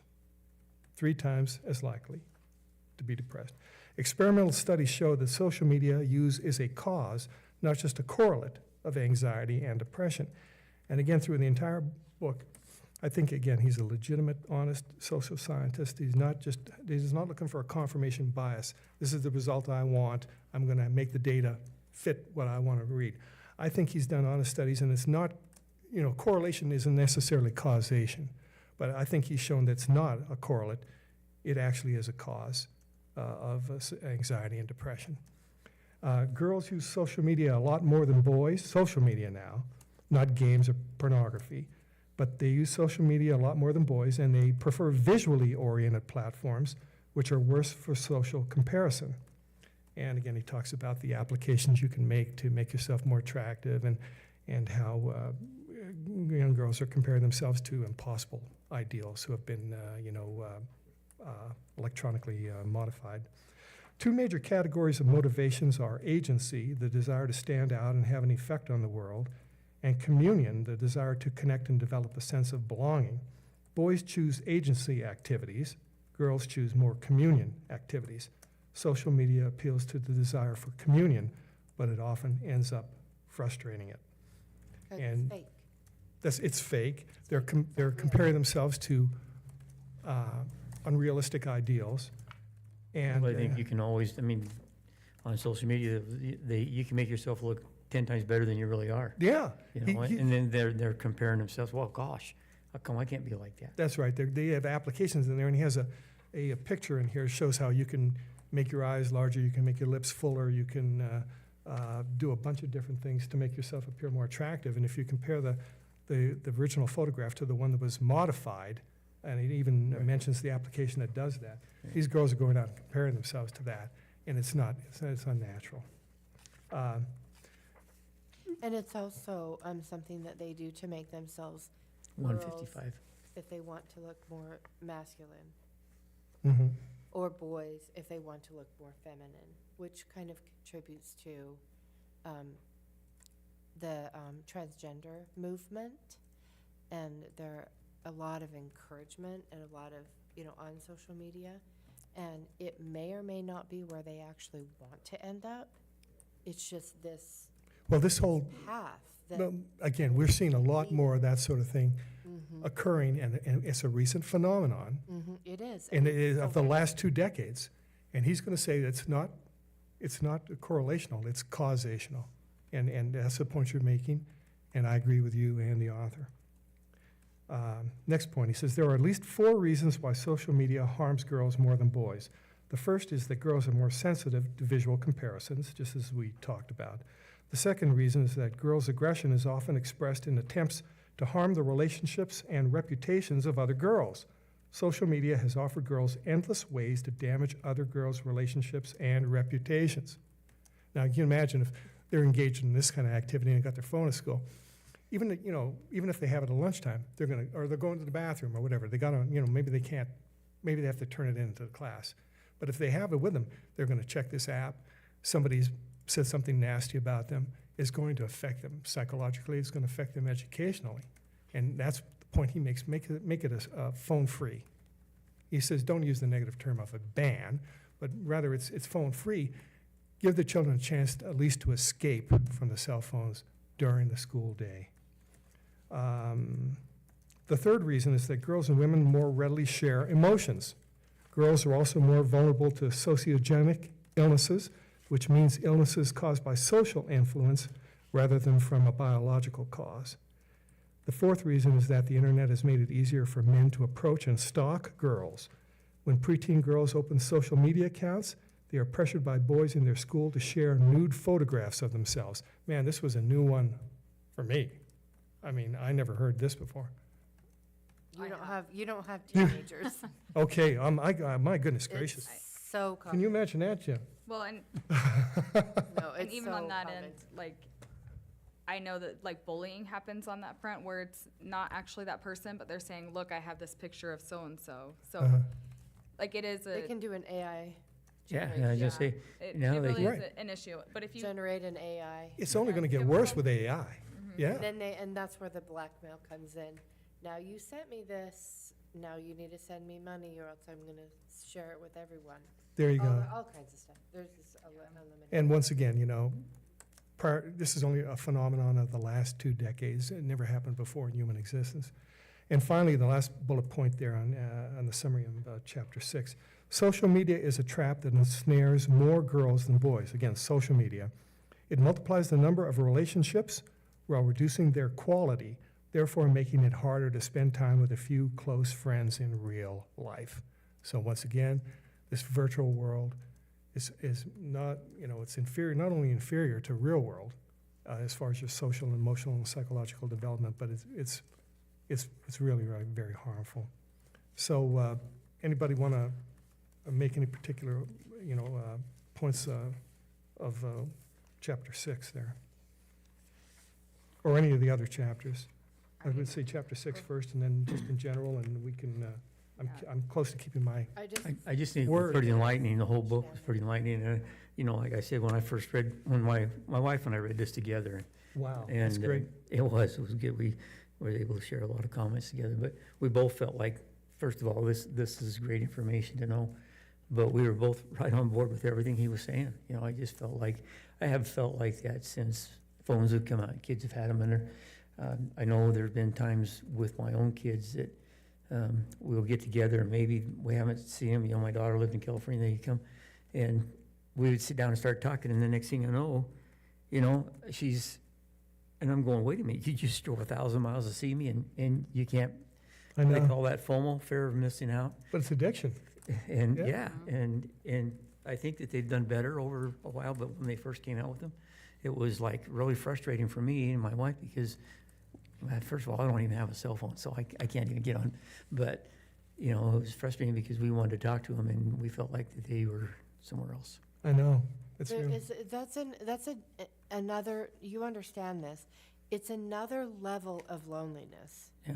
It's not just you're alone, you can be comfortable alone. Just in a room by yourself, or you can relax or go outside by yourself and be alone. That's not really disturbing. And to me, that's not necessarily loneliness. Loneliness is when someone else sitting next to you and they are on their phone paying no attention to you. Yeah. That is loneliness. Yeah, well, that's It's a good point. different level of loneliness. Well, I mean- Because I can be by myself really a lot, and I don't have a problem with doing that. And But like you said, when your daughter came all that way to see you, you thought she came all the way to see you, and then, And bless her, she's a great gal, and I love her to pieces. But and they don't do that so much anymore. But when they first had their phones, it was an issue. yeah, we've all done it. Well, yeah, I mean, it has a deleterious effect on adults, obviously. And like I say, you can see the ramifications of this toxicity everywhere. But I mean, especially damaging for kids in these developmental years. It's okay. I thought the chart on 151, which is social media super users, so it shows girls versus boys, and that they use them 40-plus hours a week, like the rate of kids that do that. Wow, that's a full-time job. Yeah, on top of going to school, so they're either constantly on their phones at school or they're up all night on their phones. Like, Right. you can't. Which gets to the sleep deprivation. Right. So either way, it's detrimental to learning and to developing those social skills that we're trying to help them develop as Right, and that, and again, this is a very important part of education. It's not just reading, writing, and arithmetic. But we want to train people to be good, productive members of society, to develop good relationships with people. There's just too much toxicity in general that's going on, and I think we can do something to negate that and make a better community, make a better nation, make a better world. I think this is dangerous for everybody, but especially for young people. Because even among adults. I'm sorry, please. Go ahead. No, finish. I was going to say, just page 155, it shows you these applications that Jim was talking about, beauty filters that can make you as perfect as you want to be, that increases the pressure on other girls to improve their beauty. You look at the real photograph, and then gradually they change. How big the eyes are, and they change the hair, and they change the lips, and and then these young girls are comparing themselves to. Take a look in the bottom right corner versus the top left corner. Yeah, a fake image. Yeah, Can I just say one more thing? As much Then as you I'll let want. everyone else talk. Yeah. This really highlights my concern of the legislature getting rid of speech as a requirement and moving to AI, because I feel like they're getting a lot of this, and I think both, AI is probably, would be a beneficial class for them to learn how to appropriately use it. But the getting rid of speech part is my concern, because he points out in here so often about how they're losing the ability to effectively communicate one with another and to have conversations and even disagreements without block. Yeah. So that I is, see that in adults and kids. Yes, Yeah. absolutely. Lack of ability to have a disagreement without connecting it to the entire relationship. Well, personally, I used to be I'm avid motorcycle rider, and I got on motorcycle forums, and we would get on there and learn how to repair our engines and take photographs of the different camping trips we took or things like that. But, you get on there and there was a toxicity there too, because everything's anonymous. And I got to the point where I would go in there and somebody would say something negative, and it was affecting me. And I said, so I just quit. And I feel so much better now. I think a lot of people, if they would quit a lot of these applications, they would be a lot happier. But we're seeing a toxicity, like I say, not just in politics, but just in the community, whether it's road rage or, people have to learn to agree to disagree. And in the author's other book, it's called, which I would highly recommend, it's called The Righteous Mind, or Why Good People Differ on Matter of Politics and Religion. He says that, he starts the book out with, was it Rodney King or whatever, the guy, he said, can we all just get along? And, we have to learn how to get along. But the social media is not helping us to get along. It's creating division, it's creating a lot of unhappy people. It's bad enough for adults, but I think it's really detrimental for young people in these formative part of their lives. Yeah, to recognize that you can disagree with someone really strongly, but to recognize that they are a good person, they have a different way of going about. That's exactly it. We can agree to disagree. Or just a different way of going about things, but you don't have to assume that their way is so bad, because that's what you see on the news. It's these big extremes and all these, that you can't assume that one person is all so bad that that you can't appreciate the fact that maybe both sides have good. It's just a different way of going about it. Right. And that's why, he entitled his book The Righteous Mind, because people assume that their decisions are righteous. We all think we're good. But you have to have the capacity to understand that somebody can disagree with you based upon their background or their training, and that doesn't make them a bad person. And that we've got to learn how to get along and agree to disagree. They might just have a different way of going about, a very worthy goal as well. Right. Well, anyway, that's the hour, I guess. Well, just thank about. you, Ray. That was really awesome. Well, anyway, what I want to say, what I want to ask is, do we wish to continue the study for the last 6 chapters? And then if anybody else wishes to conduct the next book study, I'm perfectly willing to let them do it. I would like to finish. I'm fine with either way. One of the later What would you chapters guys like? is what can schools do? And Yeah. That's, Well, that seems like that applies to us. I haven't gone past 6. yeah, so that's So- chapter 11, second to the end, Okay. third to the end maybe, but. Yeah, I agree. I just didn't want to make it a fait accompli and just, And you know. this is, actually, the last is, maybe it is the same amount. I was gonna say we could do a shorter book, a shorter book study than an hour next time if you want. What do you guys want? Do you Well, want like- the same, or do you want to do a shorter one, or what? First of all, let's see if somebody else wishes to do it. I don't want to, if anybody else wants to have the opportunity to do it, I'm perfectly willing to let them do it. Yeah, Megan, do you want to, or Jim? I would, Oh, yeah, it is shorter. I mean, a number A of little bit. pages are. The number of pages are.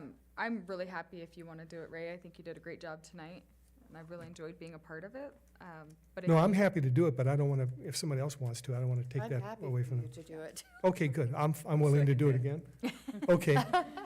And then, it. and then I guess we have to decide when, and do we want to do, limit it to an hour again, or? It has to be limited to an hour, I would say, an hour or less. But, That'll be our next Yeah. work meeting. Well, like I said, I planned on 40 minutes to an hour. It's not hard to use an hour, as you can see, and we skipped several chapters. So it'd be January work meeting.